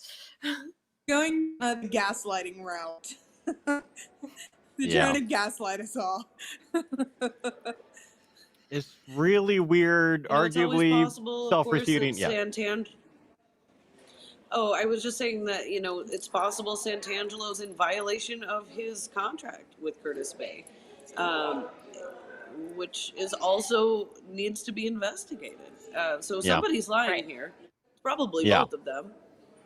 Probably. That's definitely my best guess. Which is why we need an investigation. Can we say that enough times during this? Nope, we can't say it enough times. So something that I that was really helpful for me in you telling your story this time, I actually gathered something new today in the way that you told the story, which was it makes sense to me now in a way that it didn't before why you involved Randall Terry in the, like, at least in the beginning of the process, because Randall Terry and Monica Miller are two of the only people that I know have like this kind of direct experience, even if it's in the past, of dealing with this. So that makes a lot of sense to me. My specific question about Randall Terry would be, given kind of his controversial background, why did you guys decide to specifically have him run the press conference? Well, obviously, we disagree with Randall on basically everything politically and religiously. So there's no question about that. You know, we're not in any way like aligning with his other beliefs. But Randall, more than anyone else in our lives during this process, stepped up to support us. He came to Washington, D.C. to walk us through this process. There was a million people trying to advise us in a bunch of different directions that do not have the kind of experience that he has with helping us get this into the press in a meaningful way. He devised an entire media strategy for us, and once we started listening to Randall, things started going a lot better for us. Yeah. And I mean, literally, he paid for the press conference. He was with us every step of the way, even in the press conference itself. Like, Lauren and I would have had no idea to instruct the press the way that he did, to command the room in the way that he can. He set up long-form interviews with us, Washington Post, New York Times, Rolling Stone, and gave us, many days to get our story on the record with major mainstream media. We would have messed it up a long time ago if he hadn't stepped in and just been such an incredible support to us. There's no one else in the pro-life movement that came to be with us, that offered to pay for things, and who walked us through this process step by step And you know, we didn't just get through this process because of Randall. You know, this is a international story now Yeah. because of Randall Terry. And, you know, we just honestly can't thank him enough for what he's done and the way that, you know, everybody knows him to be like, you know, this right-wing theocrat, extremist or whatever. And the reality is he more than happy to unite with us, you know, to put us front and center, and to Yeah, I mean, a bunch of progressive, LGBT, trans, inclusive, everything you want to say, kitchen sink. And it's because he understood the moment, how critical this moment was, that we couldn't let it pass up, and we Yeah. kept. And it was hard. I'm gonna tell you, it was hard. There were arguments, and it's just because unity is a principle that has to be constantly worked on, and our movement as a whole really struggles with unity. And it's just Yes. like, there is unity through diversity. Well, how to find that unity while respecting people's principles and conscience. And so, I mean, there was a day when the height of misinformation, the height of all this vitriol and like very weird allegations against me, I refused to get out of bed. I just couldn't do it. I just really couldn't. And it's just like, to have someone there. he would literally go in the room and talk to Lauren and give her a pep talk and, you know, and hold her hand and tell her it's going to be okay. We're going to get through this. Like, if Randall wasn't there, we just can't thank him enough for his contribution and sacrifice. And not only that, think how the movement has come together now. I mean, it took us a couple days, but you know, we're all catching up. That's But, pretty you good know, for I the mean, pro-life and we're- movement. Yeah. So it's pretty quickly for the parliament movement, but you know, now we're in a very unified front, and like, as a progressive, I'm thankful for the new 69 GOP senators and Congress people who have together to sign that letter. And A it's second letter, in case you guys weren't already talking about that. Yeah, a second letter Came out today. They issued I it didn't know to the about this. mayor and to the Tell DC me about the police. second Yeah, letter. I literally Yeah, flew so in today. I don't know what's going on. It's Yeah. hard to believe that would have happened had Randall not been a part of it. And I think that, like, something that really captured, you know, the attention of the media is this, like, this relationship between, you know, progressives and Randall Terry that is so interesting. Yeah.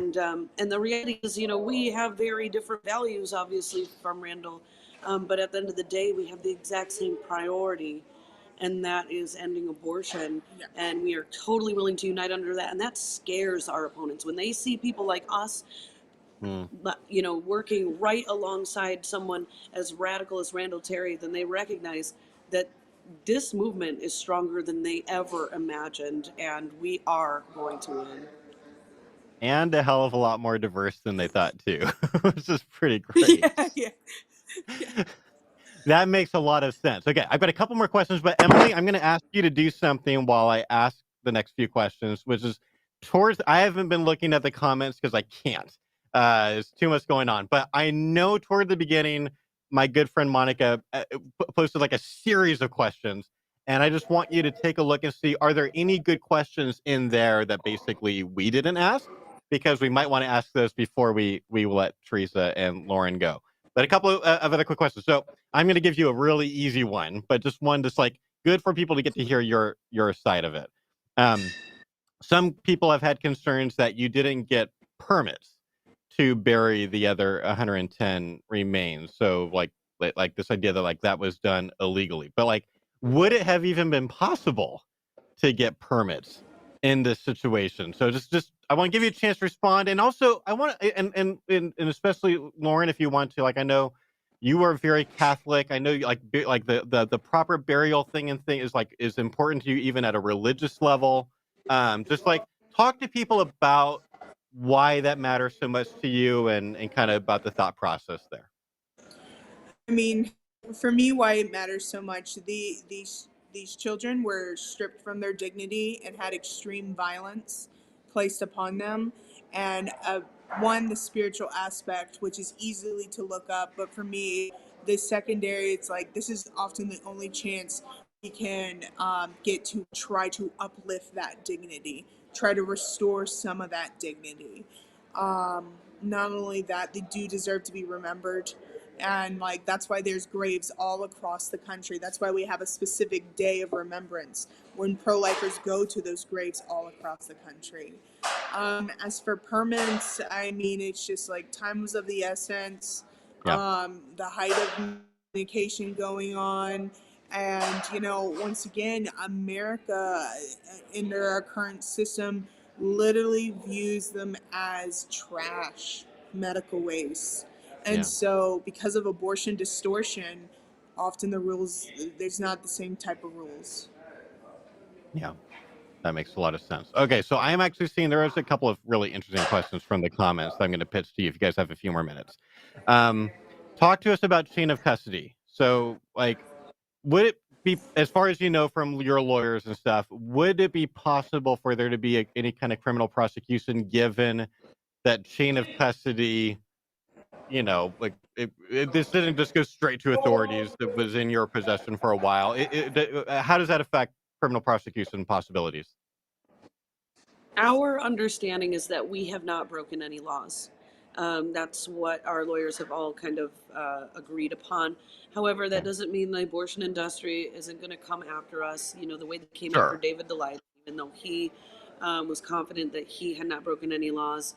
But we know that if they do try to prosecute us here, then Lauren would be able to request discovery in her federal criminal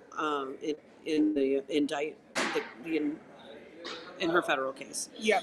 So we think it's really unlikely that they're going to give us any access to any observations, conversations that are happening between the DC police and Santangelo and, you know, the various other crimes they may be covering up. So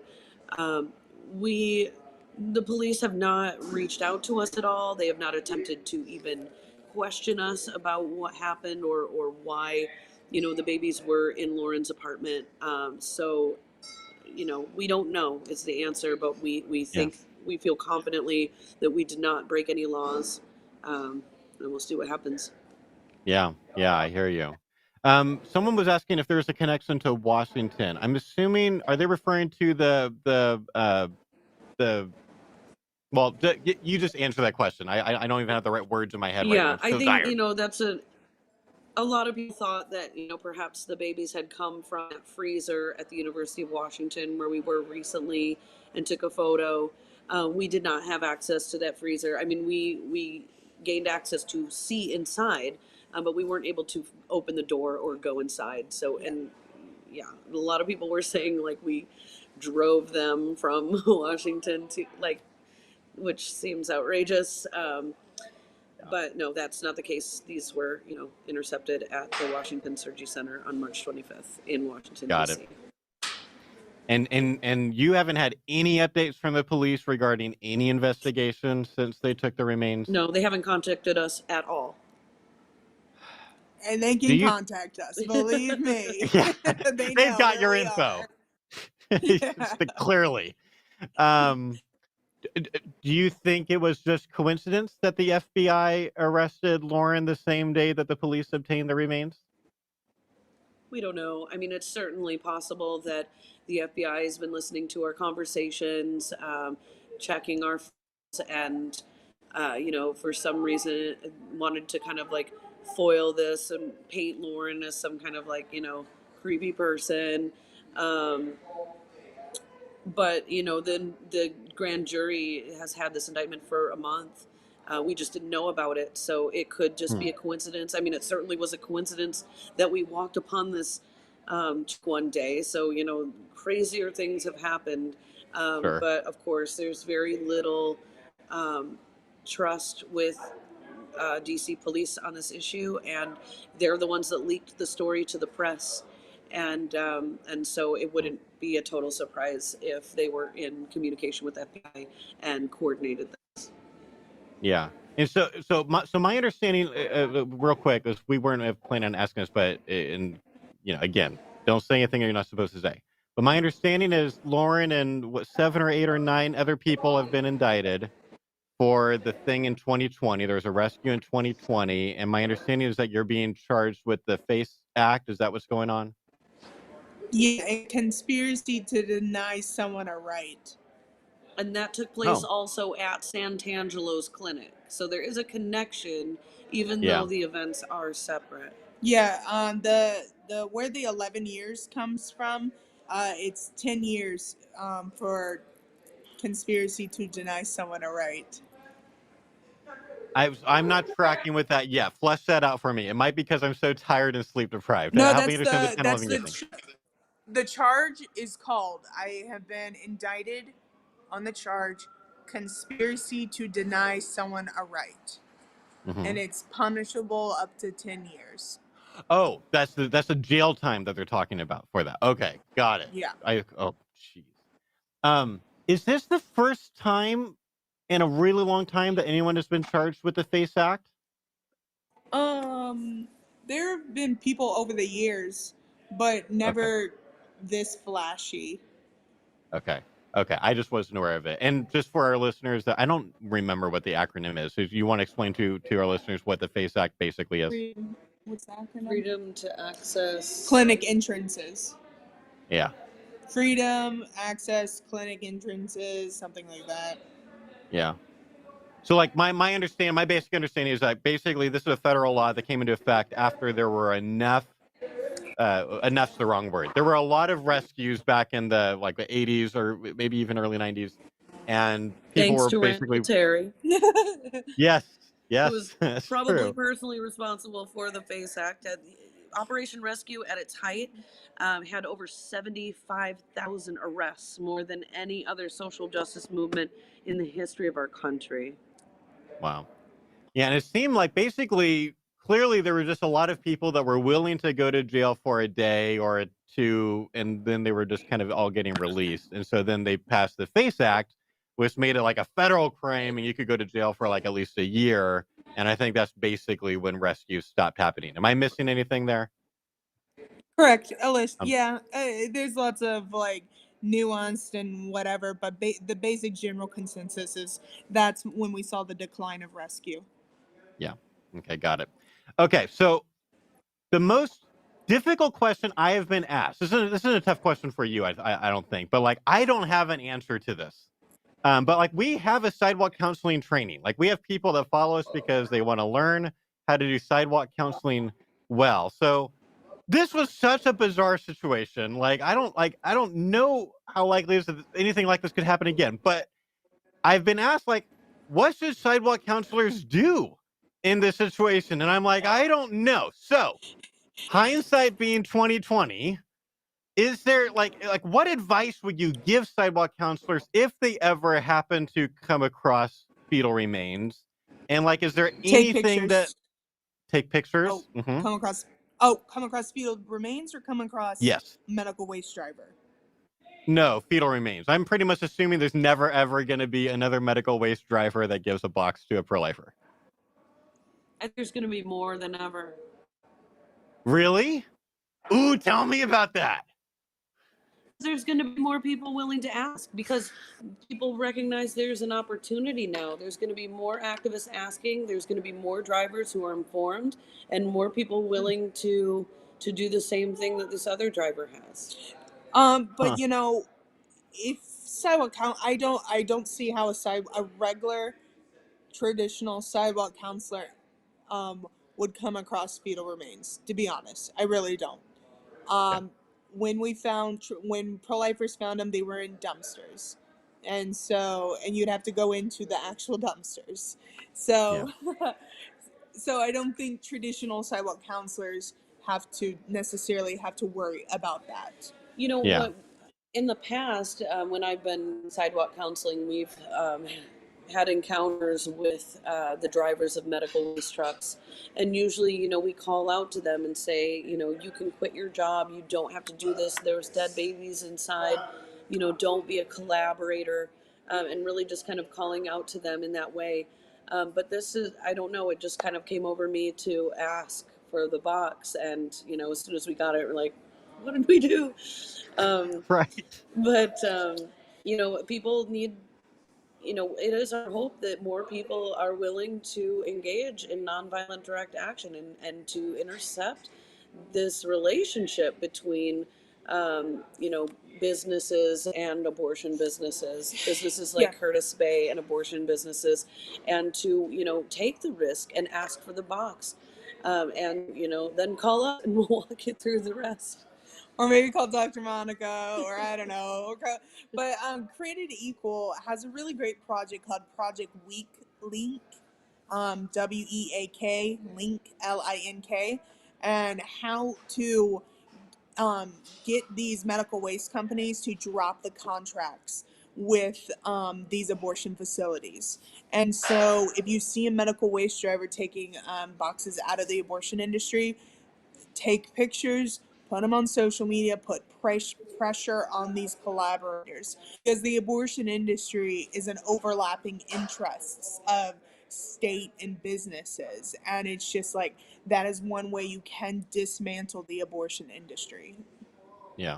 Okay, so I will rephrase my question. Let's say Teresa's right that this happens more often. That more people are calling out to medical waste company drivers, and every once in a while they're like, "Here you go," or "I'm not looking," or whatever happens.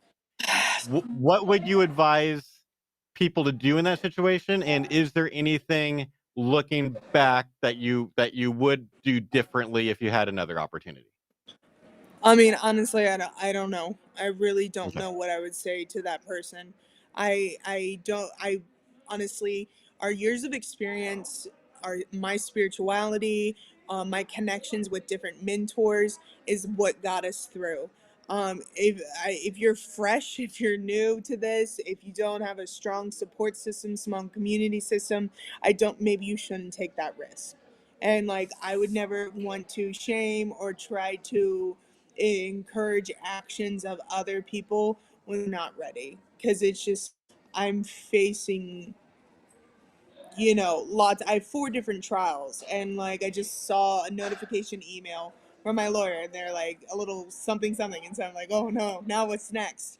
And so it's just like you have to always weigh the consequences of your actions. And the way my life is structured, the way Teresa's life is structured, and the way our principles are, we're able to absorb these risks or take these risks. And so I would never try to pressure or influence someone into a type of action or decision where they are not prepared for those risks. Yeah. And here's also another thing. You are not a bad person if you don't try to get the remains. Okay? You're not a bad person if you just watch the waste managed guy put it in the truck, because this is 9 years of my activism, and I can tell you a lot of times I watched this, put it in the box, put it in the truck, and drive away. So Me too. And so that does not make you a bad person. Okay, final question, because it just came in the chat. Yeah. And I think it's an interesting question. And I'm going to let you guys go because you've been super generous with it. I can't believe it is 3:15 already. Ron Cole asks, how much interest in these events has there been from the media, and how have you been treated by the media? I mean, by the full spectrum. You have friendly press, you have neutral press, you have Abortion and Access Front making the silliest jokes. I mean, I was featured in The Onion. I missed that Yeah, one. I know. Yeah, I It's missed that one very too. silly. And so, yeah, and so you just get, I mean, the media is going to treat you from the whole wide spectrum of it. And like, but a lot of people are taking a more interest in this, and I think it's because we're different. We're Yeah. progressive, or Yeah. I don't know. So There's a And lot friends of with interesting Randall. aspects of the story. There's Everyone's that brain too. just explodes. There's that too. Well, I care so much about you guys. I have so much sympathy. I can't imagine what you're going through. I really, really want you to be as okay as possible under the crazy circumstances. Our hearts really go out to you. We care about you, and if there's anything that thank that you. we can do to help, let us know. Thank you. Thank you, guys. Thanks so much for joining us today. Thank you. All right, so Emily, I'm going to kind of turn things more over to you, so we can talk a bit more about some of the less convincing pro-choice responses to this, or maybe even pro-life responses. You've done most of this prep work. Again, I have been gone. We decided we're going to do this like 2 days ago or something like that. So Yeah, I've been gone. Wednesday. Yeah. So Emily's going to kind of take the lead, which will be nice because I'm so tired. And just talk us through kind of what you've been seeing. I basically just asked you, like, go out on Twitter, go out and find what are people saying so that we can kind of talk to people about how to respond to them. And then, maybe Tim, if you want to be looking to see if there's any comments you want to highlight as questions for us to do at the very end, and, maybe we can do that. But I know we've been doing this for a long time also, so I don't want this to be a 4-hour live stream either. So, Emily, just kind of talk to us about what you've been seeing the last couple of days. Yeah, one of the things we really pride ourselves on at ERI, if you're a regular follower of ours, is trying to really understand what, quote, the other side thinks about things. And so we try to really understand pro-choice people, where they're coming from, what's going on, so that we can effectively respond to that. How do we get their walls down? How do we make arguments that are going to effectively reach them where they're at? And so that means that I did the very fascinating, I guess is the word I'd use, task of digging through the internet to try to understand what pro-choice people, or more extreme skeptics of the story, what are they saying? How are they reacting, justifying, whatever word you want to use, to what they're hearing, whether that's from them hearing the full story and then trying to react to that, or just hearing some of the really not great news headlines that have not been super accurate about the story. And so I went through every comment section and every Twitter page, and I kind of devised a strategy for categorizing the different kind of claims, I guess, that I was hearing. And I'll break them down one at a time, and I'll show you a couple examples of the kinds of things that represent each category, more or less, of how pro-choice people are handling this. So the first one I like to call the video is misleading. And I have a picture of an example of this that Tim can put up on the screen for us. This is from an article. Basically, this is the idea that when you watch that video of them actually pulling the remains out of that box, there is several points where we don't see things all the way through. For example, there's only still images of the truck. We don't actually see them getting the box. And so because we don't see it, therefore it didn't happen. There's a pretty big jump there of, because we don't have video evidence, then therefore that. So there's number one is we don't have video evidence of the actual getting the package. And then when they actually opened the box, you saw in the video them opening the box, they did an initial incision on the bag, and then suddenly it cuts to seeing all of the containers on the table. You don't actually see them unpacking them. Therefore, in the skeptic's mind, the containers didn't actually come from the box of the bag. That was a staging of some sort to make it look like that. They had already had these fetuses from somewhere else, and now they're just on the table. And so they deliberately essentially edited the video to try to cover up their lie about where the fetuses are from. That was a really common thing I saw in a lot of different articles. My gut thoughts about that is that you're correct from the video alone. If you only watched the video of them unboxing it, you can't prove where the fetuses are from because of how the video is put together. But it would take an understandably very long time to unbox all of those fetuses. We don't want, they're not going to put out just during their press conference, let's show a 1 hour long video of every single thing that happened. That's a little bit absurd. So I don't think that it is a logical jump to say, because we don't see it in this 1 4-minute video they showed in their press conference, therefore it didn't happen.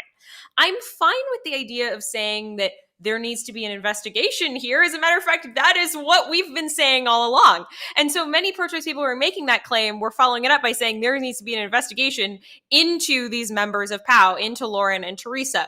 And I am saying, yes, there should be an investigation about this whole situation. So we need to have autopsies. We need to do all of that. And as part of that investigation I'm calling for, Obviously, if you're going to successfully prosecute someone, we have to prove that the fetuses came from the clinic, and we have witnesses for that. We also, hopefully they can look at security camera footage from outside the clinic to see this being actually handed over. Like, yes, we need an investigation. And so there is an understandable concern they have that you can't see that in the video, but the fact that they take that and are jumping to therefore it didn't happen is a little bit absurd. Not to mention the fact that, I mean, Lauren and Terrisa are very transparent that they want an investigation to happen. And if they didn't really get the fetuses from there, that would come out in an investigation. So they're being really transparent that about what their story is, the fact that they want this fully looked into, as I think do all of the pro-lifers who have heard about this story. And I want more pro-choice people to get on board with that and say, yes, we need to be looking into this, because if their story is true, it's incredibly serious. And so we should all be able to be on board with there being an investigation here. I don't know if, Josh, you have any things you want to add, but that's kind of my gut on this first category of things. Nope, that was really good. Nothing to add. Okay, so my next category I will call, how did they get them? Because to be perfectly honest, there is not a single comment that I saw on any of these channels that believed the story that you just heard Lauren and Terrisa telling. There's a lot of quite absurd theories out there. The most common ones I'm going to have to, oh, there we go. It's already back on the screen. Amazing. So you'll see a couple different ones here, and I put them together in kind of a montage. First one, that they are abortionists themselves. I'll just leave that there. There's another theory that all of these came from Lauren having abortions. So like she had these abortions herself in life and then were storing them in her house. And so she's basically accusing others of her own sins, more or less, through pulling off this, they would call it a stunt. The another one that we briefly addressed with Lauren and Terrisa was that they stole the fetuses from the University of Washington's fetal organ lab and freezer, because they had publicized that they had been there on March 23rd, which was just a few days before this all happened. And so they had like posted on social media a picture of them there. And so there were people thinking that they had stolen them there and like driven them across the country, which Lauren referenced. And the last main one that I saw was the idea that these fetuses were stolen from the clinic that Lauren had like quote unquote attacked back in 2020 with that federal indictment when she was blocking entrance to the clinic, that at that time she had stolen them and then she'd been keeping them in their house for 2 years. My thoughts about all of that is basically all of those things are very, very telling of how pro-choice people view pro-lifers. Like there was an immediate implausibility in their mind. As soon as they saw the headline or as soon as they read the story, there was an immediate implausibility that someone would just hand over a box of fetal remains. Like that was just immediately written off.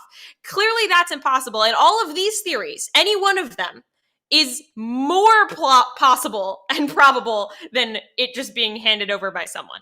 That is highly concerning to me, that's kind of the state of where we think of people on the other side. Like they are so different from us. They've become so othered that we just inherently don't believe their stories and come up with things that are even more crazy than the thing that they are claiming. It's absolutely nuts to me. So although, I think, go. So okay, so just to be the obnoxious charitable guy again, like the one thing, because I will admit, the first article I read that I was sent, which was like a local news article, it wasn't even like one of the national things. I've reread it multiple times now, having known what's going on. It was so badly written that it was very confusing. And I even wondered, wait, are they saying this is from 2020? Are they saying this is from the it was so like maybe even intentionally unclear, or maybe it's just really badly written. But like they weren't saying anything about the idea of like them like getting it like that day, I don't think. And so like I wondered that too, but I certainly wasn't going to say it publicly until I knew more information. I was like, I don't think that would be the case. But like some of the early news articles were so confusing. That's the one way I can understand people getting there. Is like if they just can't imagine a different scenario because they don't understand pro-lifers enough, or they're not charitable enough, or something like that. And I can understand that, but I deliberately went and sought out articles that were more recent, once that story had come out. All right. So I'm being too charitable then. there are 100% people that had misunderstandings of the story from the beginning, which I believe. And I pulled comments from that. But I also went and I looked at a very recent Jezebel article, which I'm actually going to show excerpts of later as I'm going through. But in that particular article, it was released right after PAAU did their press conference. They detail the story that PAAU is telling of how they got these fetuses. And I literally read the comment section, and several of those comments were on what Tim just put up on the screen from exactly that comment section. So they had just heard the story, and their immediate comment was, yeah, I don't believe that story. That's way too far-fetched. I bet these are her own abortions. I'm like, that's less far-fetched than the story you're saying is false? Really?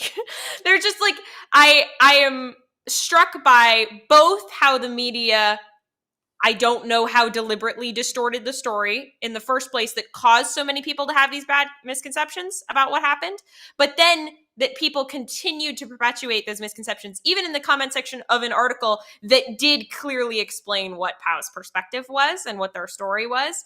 That, like, both of those things are simultaneously concerning to me. The last kind of piece of this, how did they get them, was, and if Tim, if you could throw that same one back up on the screen, that would be awesome. There was one comment that I particularly turned out to go digging into, which is, it's in the bottom left-hand corner of kind of this montage. Somebody said, nope, surgical abortions are only done at a hospital. So therefore, their story is completely impossible. They must have either broken into a hospital or they knew someone who worked in waste management at a hospital. It is absolutely impossible that these came from the Washington Surgery Clinic, which my fact-check brain immediately turned on. And so I spent several hours yesterday digging through the internet, finding multiple different things. Number one being that the Washington Surgery Clinic, on their actual website, and I'm going to have you put this up, Tim, they say right there that they do perform second trimester abortions in office, down in the steps of the procedure section. I know it's super tiny, so you probably all can't read it, but now you know where to go. You can go to the Washington Surgical Clinic website, and in the steps of the procedure section, it details what they do, and it says that it is in office. They do not do it in a hospital. So it is entirely plausible that these came from that center. But they're not the only place that doesn't do it in a hospital. I have another picture from Planned Parenthood's website where they talk about the fact that these are in-clinic abortions. In-clinic abortions are sometimes called surgical abortions, though they're generally an in-office procedure, not surgery. That is a direct quote from the Planned Parenthood website. If you're looking at, like, literally their what is an abortion section, they talk about the fact that they do these exact types of procedures, surgical abortions, in office. And last but not least, I checked out the Guttmacher Institute, classic place to find lots of laws, what's going on in the abortion industry, the abortion lobby, what are the laws. And they have a whole column for must be performed in a hospital if. That's the second column in. And you can see that there are some states where it is required that they're performed in a hospital if it reaches a certain point. If I go down to D.C., which is like, I don't know, the 8th, I can't count down there, you will notice that there is nothing there. There is no law in D.C. saying it has to be performed in a hospital. There are no law in most states that it must be performed in a hospital. As a side note, this is also that same graph that can show you some of the things we talked about earlier. So the idea that partial birth abortions are banned, you'll see if you go down to DC, there is not a ban on partial birth abortions. The only column on DC that has any sort of X is the one that says that funds are limited to life endangerment, rape, or incest. And so you can see that we talked about earlier when we were just discussing what the relevant DC laws are. I'm still confused about the partial birth abortion things. I want someone to explain this to me. I want to make a quick clarification, though, just because we are responding to so many different pro-choice arguments. It's going so quickly sometimes. Yeah. I think sometimes people are getting mixed up. So Jim Bob just commented, he said, nothing is illegal about second trimester abortions. That's true. That's not the point Emily's making. Emily's responding specifically to the pro-choice claim that surgical abortions are only done at hospitals. And since they're only done at hospitals, then Lauren must have stolen them from a hospital. It's like, nope, that's not true, because here are some examples of abortion clinics saying they do surgical abortions at their clinics. Right. Including the actual clinic where she says that she got them from. They say on their website they do perform them in office. Planned Parenthood's national website says they perform them in office. And the Guttmacher Institute says there is no law in DC saying it has to be done in a hospital. And so that particular pro-choice comment I was seeing just has there's nothing there. I don't know where they got that from. Yep. Okay, go ahead and do the and do the next one. So my next category I will call things that PAAU is associated with. In other words, there was a lot of attempts to discredit their story simply because of other people that were involved or things that they have done or guilt by association-esque things. And so Tim put up some things there. These are all taken from that Jezebel article that I mentioned that fully detailed what happened in PAAU's press conference. And then they went on to try to discredit it as much as possible. And they pointed out two very specific things. Number one, that Steve Cooley, who's the lawyer who wrote that letter to the Washington, D.C. police, letting them know about the fetuses, Lauren and Teresa were working through him, and that's when they figured out the verbiage for this letter and all of that, and that got sent. He is the same lawyer who represented David Daleiden in the CMP, Center for Medical Progress videos.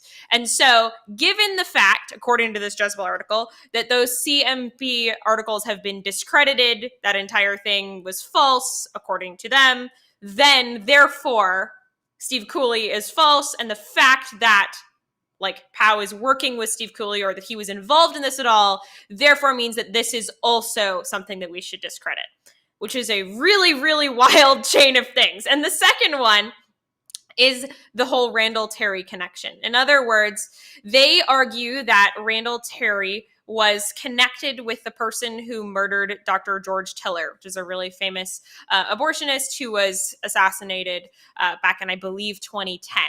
And there's been lots of claims that Operation Rescue and Randall Terry were involved in that. And therefore, because Randall Terry is involved with PAAU is trying to essentially kill the abortion provider at the Washington Surgery Clinic. And I particularly was shocked by what they do at the end of that paragraph. You'll see on screen, they're working with violent clinic harassers. At the end, they talk about how they just kind of point out the coincidence that PAAU mentions the name of the abortion provider so many times in their press conference that they are implying that therefore PAAU is trying to get someone to assassinate that abortion provider, just like Randall Terry had gotten someone to assassinate this other abortion provider. It's a huge stretch. And the fact, my mouth dropped to the ground when I read that, because there are so many problems with all of these things. Number one, guilt by association is not a thing. And so simply the fact that they are working with Steve Cooley, Randall Terry, even if we assume that those people have done bad things, means absolutely nothing about PAAU's actual story.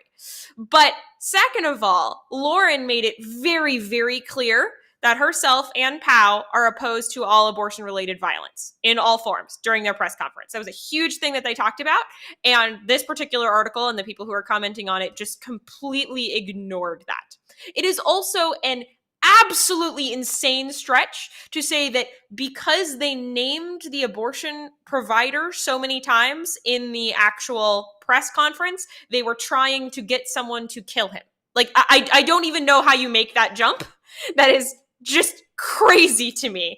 And so the amount of people that I saw in the comment sections who were buying into those ideas was really quite disheartening, if I'm being perfectly honest, of just the state of our willingness to engage with people on the other side. That when we hear someone who does something we don't agree with, someone who believes something we don't agree with on the opposite side, one of our natural inclinations as a society is to try to vilify them and come up with the most absurd things to say that not only is their position false, but they are truly evil. That is just, it was maddening to me. This entire article was maddening. I don't encourage you to go read it, but I did put the link in the screen. If you want to find it, you can see the name of the article in that link.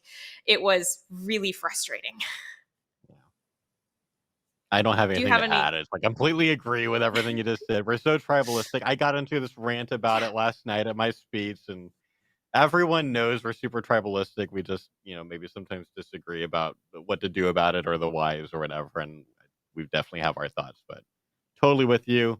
Keep on going. I also I don't want to add much more, if I don't have anything much more to add, just because I know we've been going for a long time. And so I know. you're doing awesome. Just do your thing, Thank you. Emily. Okay, so my next one. About PAAU's claims, or not checking out. This is from that same Jezebel article again. So this is the idea that Curtis Bay has denied what happened. They've said that it's impossible that the truck driver didn't hand over anything because they claim all of the boxes did arrive at their facility. And B, it's also impossible about what they claim was in the box because it is against their contract that they are allowed to basically be transporting any sort of fetal remains. And so the entire story is impossible. And so most people in the comment sections, as well as just in the article itself, are basically saying, well, Curtis Bay says it's impossible. They say it happened, so no one can prove where the fetuses came from. Done. And there's one particular sentence that made me shake my head. This article says that this is like Matt Gates, I don't actually know how to say his last name. I apologize. Claiming that he entered Gates. Hunter Biden's... What did you say, Josh? I think Gates? it's Matt Gates. Matt Gates. There we go. All right. Well, the quote says, it's like Matt Gates claiming he entered Hunter Biden's laptop into the congressional record. Just ignoring the Hunter Biden's laptop thing for a second, I do agree that there is an obvious dispute here. Like, the two stories don't match up. Either the box did arrive at Curtis Bay or it didn't. Like, they can't both be telling the truth here, which is why we need an investigation to prove that the fetuses actually came from the clinic. Like, we're not going to be able to go anywhere in a court of law if we can't prove where the fetuses came from, which is why we need the autopsies, why we need the whole investigation to happen. And so I do agree that there's legitimate concern from the pro-choice side saying, well, we need proof of this. We need you to prove where you got these from. Like, okay, that's legitimate. And that's exactly what the pro-life side is calling for. They're calling for these autopsies and these investigations. It is not legitimate to just try to compare them to the whole Hunter Biden's laptop story, because basically they're trying to imply Jezebel's position on the Hunter Biden's laptop story is that there's absolutely no way that this laptop is from Hunter Biden. There's no way to prove that. And so when Representative Matt Gaetz put the laptop into the congressional record, that was completely ridiculous because there's no proof that that's actually Hunter Biden's, is the Jezebel position on that. And so they're trying to tie that in for their existing readers who kind of know their position on that and say, this is similarly ridiculous. There is no way we can prove that these fetuses are from the clinic. That's just not true. And so, we're not going anywhere with this. This is ridiculous. They need to stop claiming this. There's no way to prove it. Done. It's a really, really frustrating stance that people don't really want to have there be an investigation on the other side. Like, a lot of pro-choice people in comments were showing a lack of desire to actually look into this because there's just no way to prove it. And so we're going to move on, which is not helpful for anything. For any legal situation, any time that something sketchy happens, the idea of, well, we can't prove it, so there's really no point in actually going and investigating it is a really, really problematic stance. Another one, I think I have two left. I'm close to the end. My next big category is the idea of bad motives.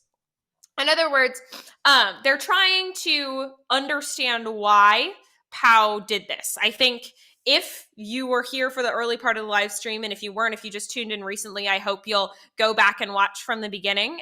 Maybe at a later date, this will be saved on our YouTube channel and on our Facebook, so you can watch it anytime. But we got to hear directly from Terrisa and Lauren and hear their story. And I think it's incredibly hard to hear that and just the emotion of what they've been through and not think, wow, like, they've been through a lot. They are so genuine. They were trying to make the best decisions they could in a crazy situation that no one really knew what to do with. The fact that people don't know their story firsthand, they're trying to justify how they did this and like what their motive was for pulling off what they would refer to as a stunt. And so the variety of kind of different comments you'll see there is that they think PAAU tried to do this to distract from the fact that they're facing 10 years in prison for blockading that same abortion clinic back in 2020.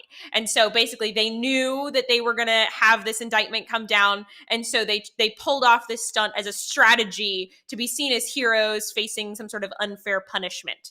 There's another idea that they deliberately set this up to try to drum up support for banning abortion in the second and third trimester in order to distract from their actual fetal personhood stance. Basically, with Dobbs coming up, they wanted to try to raise up public support for abortion bans. And so they kind of timed this stunt to be right before Dobbs comes out, all those kinds of things.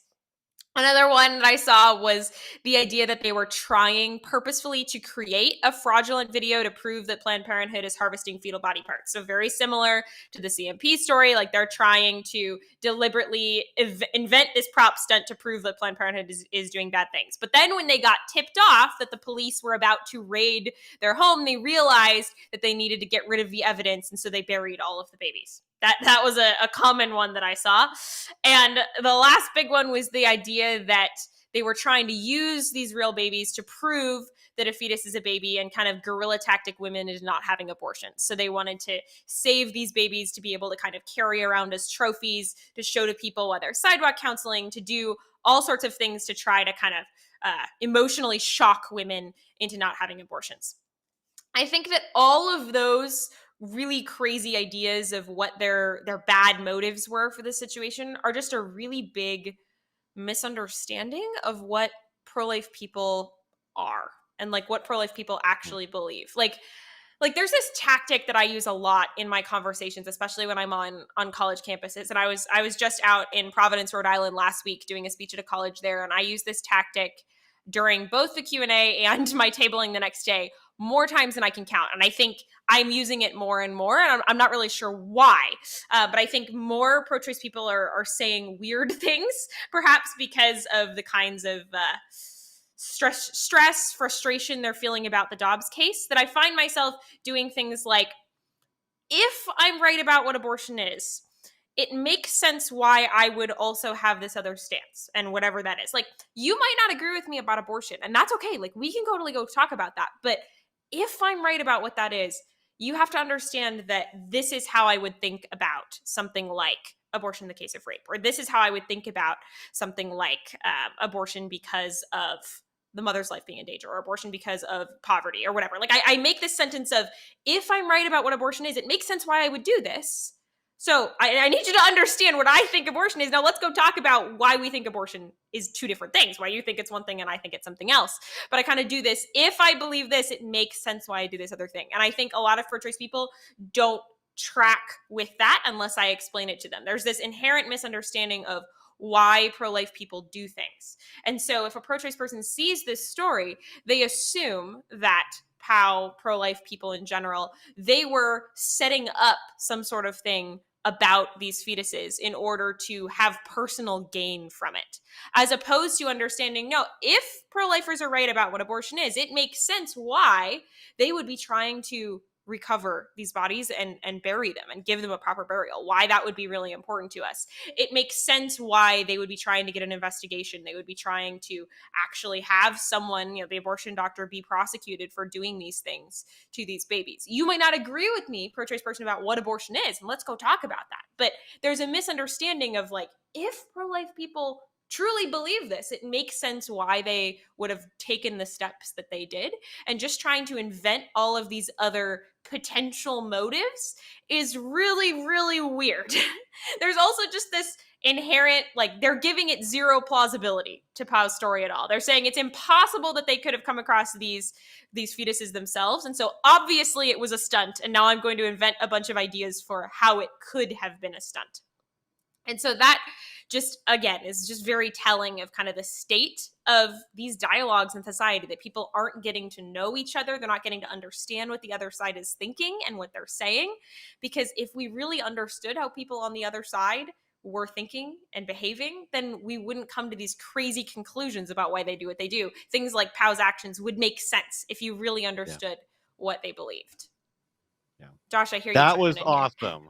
That was awesome. And that was all of them, right? That was like all the different, that was all the things. I got one more, but we can sorry.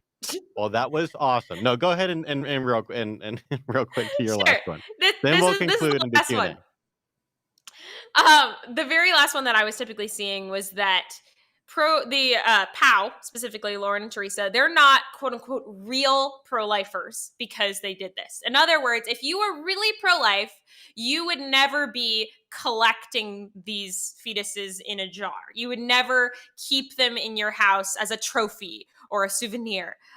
You would never like just store them somewhere. You would do something better. Like, you're not really pro-life if you're doing those things. My personal favorite was someone who said, and this one's on the screen, if they oppose a vaccine that's made from a cell line derived from an aborted fetus, but they keep fetuses around their house to use as props, that is incredibly inconsistent.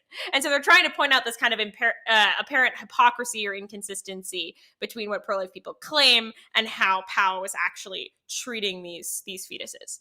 And so I think that, first of all, there is an obvious lack of actually hearing PAAU's story in all of these exact comments, where they weren't obviously here at the beginning of this live stream. They did not get to hear from Lauren and Terrisa firsthand what they went through. They probably haven't actually seen that video and seen the incredible care with which they were trying to care for these babies and get them the proper both justice for what happened, but also getting them a proper burial. And it was just so important to these women to make that happen. This also just implies she's had it for a long time, this was a stunt type of things that we've already responded to.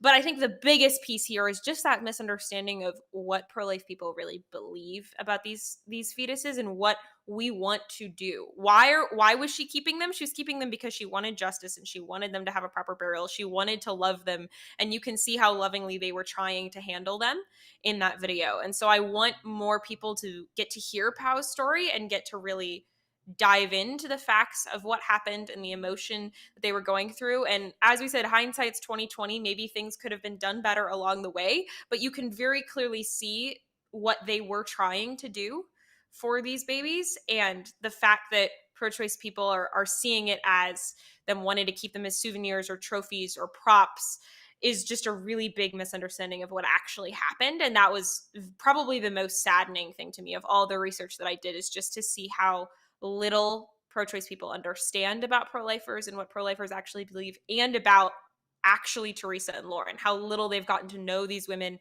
and hear their story. Yeah. Thank you. That was great. I'm so glad that you took the time the last couple of days to prepare all of that, because it wasn't going to happen with me. That was great. Okay, so let's real quick. This has been a long live stream. Thanks for everyone for staying on. We're going to give you 5 quick lessons that you can take away from this. And then there's a couple of questions and comments that we thought were interesting that we'll do like real quick, and then we're done. But here's some lessons that we can take away. 1, do a lot of research on a story before you assume things. There is a lot of hurt that happened even from the pro-life side on this, just because we were rushing to say something in public. Not we, the royal we. Pro-life people were sometimes rushing to say things, and we're saying things that were either inaccurate, not true, not charitable, things like that. Do research and don't make public comments about things that you don't have enough facts for. Emily, 3rd takeaway. Yeah, I think that my biggest takeaway just from doing all of that research was trying to really understand the gut reactions that people on the other side are having about this, because I didn't know what those reactions would be. And it was a really depressing dig into that. But I think it was so important. If I'm going to actually be able to engage with someone who thinks differently about really any issue than me, it's important to understand where they're coming from. And I think we can all learn from seeing the kinds of conclusions that people were jumping to. How do we effectively respond to those things? And how do you catch yourself before you start doing the same thing about some pro-choice news story? Like, next time that you hear a story that's opposite of this, that looks like a pro-choice person did something crazy from just the headline, we should be careful not to engage in the kinds of things that I saw pro-choice people doing to this story. We should go and seek out all of the facts, because it's probably not as bad as that headline made it sound either. And so I think it's important to just be aware of what you're doing, the assumptions that other people are making, and be careful you're not making those same assumptions yourself. 2 other takeaways. Abortion is evil.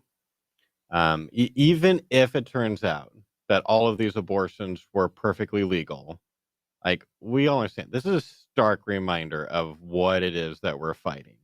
Even if we at ERI are trying to be, nice and charitable and respectful and like a steel man people and all of that. Like, there's this is still a really, really horrible thing that we're fighting. This is like why we're doing this. And lastly, just kind of on a pro-life apologetics philosophy note, I'm going to just really quickly, but like keep in mind, again, we've talked about this before. Emily, grab a link to the article about this, that the extremism article, so we can post it. But just like, again, when people make bodily rights arguments, especially like a sovereign zone argument, where it's like a woman should be able to do whatever she wants with anything inside of her body, then they have to support abortions even at this stage. They don't have to support every single procedure. They don't have to, of course, they don't have to support letting the baby die after birth, but they have to be able to support late-term abortions because that's the foundation of their views, that women get to do whatever they want with anything inside of their body. Well, where's the baby in the third trimester? It is still in her body. And most pro-choice people who are fair-minded and not like extreme activists or something like that, they would see pictures of those late-term babies and would be, horrified by that, and they would not want to support that. And in fact, I should have said this earlier, and I think Monica is still in here. But I was talking to Monica from Secular Pro Life about this recently. She actually made a really, really great point, which is that like I think it was Monica. I hope this was Monica. I'm like, what is the right person? Is who said like the other side should be like reacting to this by saying, no, we don't support this. We hope these were illegal abortions. Like you shouldn't be wanting for it to turn out like, no, this is totally what we're defending. So it's like, and I thought that was a really good point. So like, there's a reason why when we do our outreaches or our tabling events, we have an outreach brochure that we designed, and it's got graphic images in it. Now we only use them with consent, but we have a very, very graphic late-term abortion picture on the last page. And part of the reason we have that is because we hear so many bodily rights arguments, and we want to help people understand if you're going to ground your pro-choice view and she's got the right to do whatever she wants with anything inside of her body, then you cannot say that those abortions should be against the law. So just keep that in mind. Okay, let's do last just like I couple just of dropped comments and that questions. link. I just dropped that Awesome. link in the guest chat. Tim, if you could hop it over to the main chat, that would be wonderful. Awesome. Okay, let's do the last couple of questions and comments. Okay, so someone posted this a whole bunch of times. We really wanted us to respond to this. You are going to be disappointed by my answer, but we're going to respond to it. The question is, what may happen in the future? What will be the impact on the minds of the Supreme Court justices? Scalia called for more outrage, and I think that the PAAU is providing it. I mean, my basic answer is I don't know. I certainly imagine that some of the Supreme Court justices would be horrified by this. Certainly, Amy Coney Barrett, I'm sure, is horrified by this. Like, I imagine a lot of them are. How that would affect, like, like right now, there's probably still papers going back and forth between them and Dobbs. Like, that's what goes on behind the scenes between oral arguments and then the final decision and like the vote happening. Is like there's like debates going on, and I don't imagine that this is probably affecting that, but who knows? Maybe. I mean, if nothing else, like if it's having an effect, then I think the effect would be just like seeing that, there's more public outcry about it, which always makes it more likely that the Supreme Court will do something. But I am not a mind reader. I don't know. I still think that Dobbs is probably going to go our way. I still think that the best betting money is that Roe and Casey get overturned in June. It could go a different way.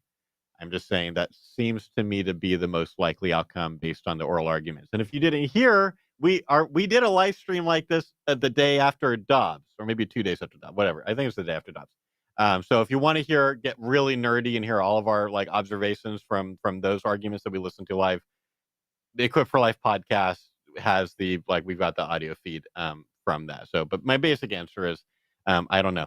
There's a really interesting comment from Ron Clifford, and Tim Hull actually wants to be able to jump in and also respond to this too. But the comment was, this has taken the issue out of the realm of intellectual arguments and made it irreversibly real.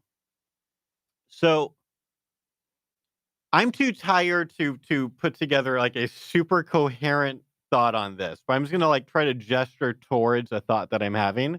And maybe at some point, maybe we'll do a podcast about it, or we'll be able to talk about it more eloquently. But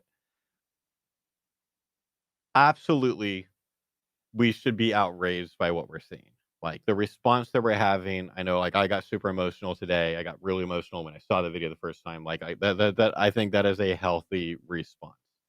Um, but you know, ERI, we're trying to teach specifically pro-life advocates how to have like good one-on-one conversations with pro-choice people. There is a place for outrage. There is a place for anger. We should be feeling a righteous anger at what abortion is doing, and that's especially important if for any of our followers who maybe sometimes don't feel enough anger or outrage. I think that can happen to anyone, and so there is a place for that. But generally speaking, if we're in a one-on-one dialogue with a pro-choice person, if we are acting super outraged or hysterical or something like that, the other person is going to be way more defensive, and it's going to be way harder to change their mind. And so we have to do this really, really hard thing, especially after having seen this video where we know the reality about what we're talking about.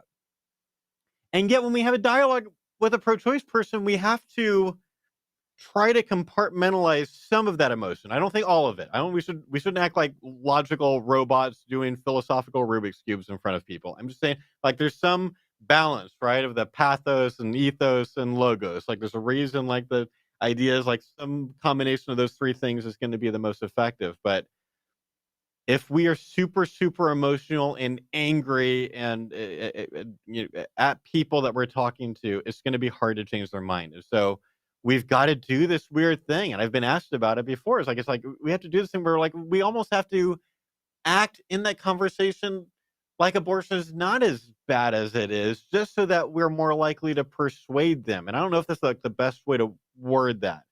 But I'm gesturing toward a thing that I think is important for people to keep in mind. So Emily and Tim, feel free to jump in and like add to that or refute it if you disagree with me, like whatever you want to do with that.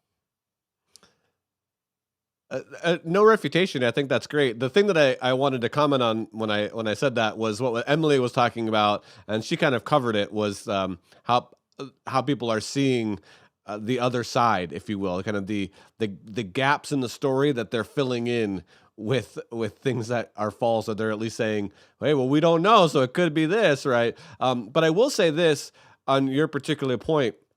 I recorded a podcast the other day. We were talking about LGBTQIA issues, and one of the things I think that dovetails with this that I really liked about Ron's comment was we almost have to be aware and separate out the kind of sociological, biological, even theological, facts, if you will, from kind of a more pastoral. You're sitting across the table and you're having a conversation with somebody type thing. So it can kind of get lost even when you're just having a conversation on a live stream, or you're just kind of talking generally about the facts on the ground or the facts of the matter, and then somebody else coming in that is emotionally affected by what you're talking about, and them seeing the way that you're talking about it as insensitive or cruel or hateful or bigoted. And I think we would all be good to, if we're talking about facts, to realize that there's another side to that. And then if we're listening to that and it is emotionally affecting us,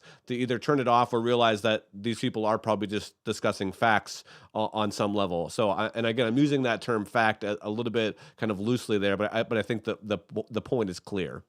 Yeah, I like how you said the pastoral thing. I know this is like a little bit more like religious language that we're using here, but like you make me think of, so I've been speaking at a lot of pregnancy center banquets lately, trying to help them raise money for what they're doing. And I was recently talking to the staff of a pregnancy center, or maybe just the director, several hours before the event. And she said something just super interesting to me about how it's so important. If you are a pregnancy center counselor, if you're in the counseling room, the client advocate is usually the phrase used for that.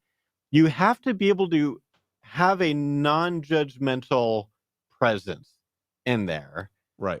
Regardless of what you hear. And she said, I have to really train people. It is hard sometimes to train the new volunteers who come in, and they're coming from like a completely Judeo-Christian kind of tradition, and sometimes, or even kind of on the older side, and it's like their instinctive reaction to hearing someone talk about like they're having all this premarital sex or whatever is it's like, oh my gosh, I just like to like be like come across like really judgmental or surprised or something like that. And it's like you have to not do that in this space. And so there's something kind of analogous to that I'm talking about when we're talking to pro-choice people. Emily, anything that you would add? Yeah, Andrew very recently on our staff made me start thinking a little bit differently about the role of anger. We recently published an article about the role of anger, and I encourage you all to read it. But when I was doing my editing pass on his piece a few weeks before we published it, I started thinking differently than I think I ever have before about there actually sometimes, I'm using that word very carefully, sometimes is a role for that kind of showing my emotion, showing my anger at abortion in a conversation with a pro-choice person, but it is a very, very rare use. And I actually used it for the first time last week when I was out in Rhode Island doing that. I was having a conversation at the table and it had been going on for about an hour. Like I am very used to not showing my emotion about abortion, to just talking about this in philosophy land and going through the arguments and doing that pastoral, getting to know them. What are their arguments? Where are they coming from? But in this particular situation, we'd been talking for about an hour and she was very, very open with me about where she was coming from and seemed very fascinated by my position and seemed to really understand what my position was about abortion. And so she started asking me questions about the abortion industry, which is not something that I am ever asked by pro-choice people, ever. That's not a thing that like they bring up. Yeah. And I made a conscious decision to go in a direction of, I mean, I did not get like visibly angry, but I definitely chose to show emotion, the true emotion I was feeling. It wasn't like I was making this emotion up. It was just usually I would hide that. And I let it show to her of how I think that women are being manipulated and the kinds of horrendous things that abortion practitioners and the things that are happening in these clinics. And I was showing her that anger and frustration, and it really affected her. I think it would have negatively impacted 99.9% of my conversations, which is why I don't do it. But I think there is a place for that. And in this case, it made her see how genuine I am about what I really do believe about abortion, because we had gotten to that point where she really understood it and she respected it and her position had moved a lot. And she was just so much more open to hearing this side that it was actually helpful to her to see, no, I really do believe what I'm saying. I really do. And this is how seriously I take it. And you should be taking it this seriously too. And so that article from Andrew really affected me. I hope you all go check it out. But I had the opportunity to try it for the first time. And I think it really made a positive impact on that conversation. Yeah. I'm really glad I can't believe I didn't even think about how we just published an article about pro-life anger. Like, of course. We did. You should go check that out. It's a blog.equalrightsinstitute.com. I think it's like the top one. Isn't that the one we just published like last week or I think something it's like that? 2 ago. I think it's 2 ago. I think we published it 2 It'll weeks be there. ago. Yeah, it'll be there.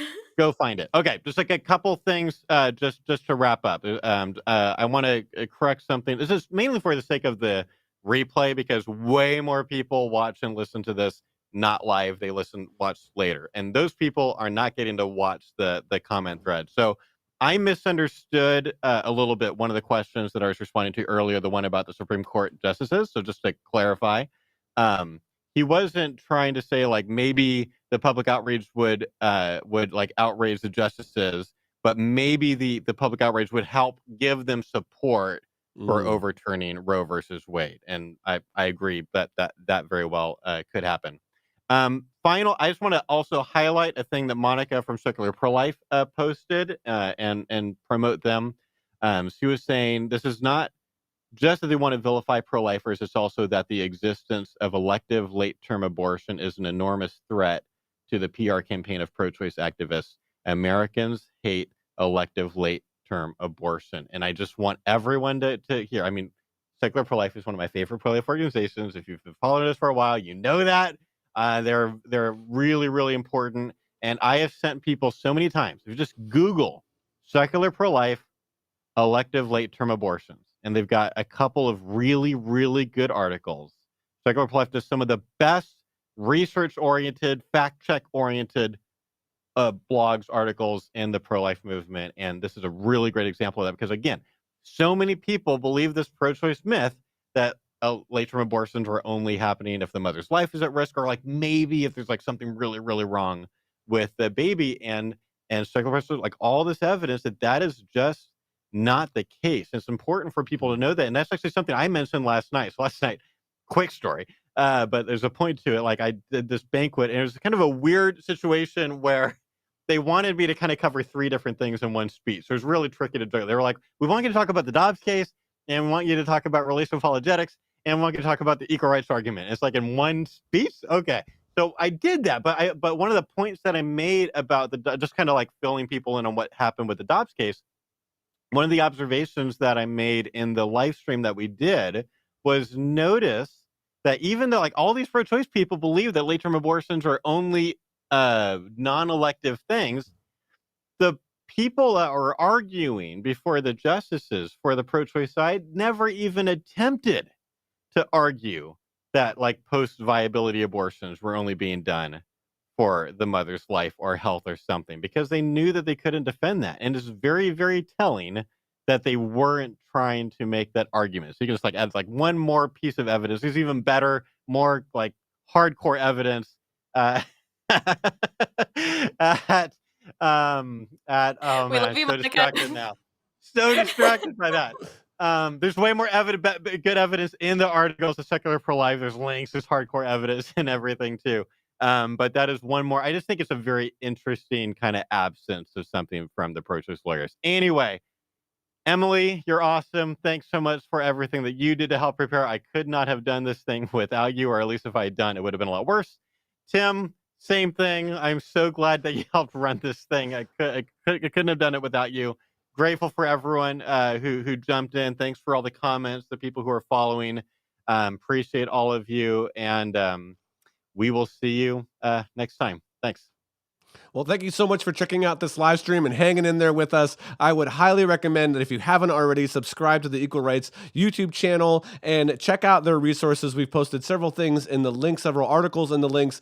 They have some quick response videos that are amazing. You might want to check out some of those. They'll probably appear right next to me here if you're watching this at a later time. And with that, we will see you next time on the live stream.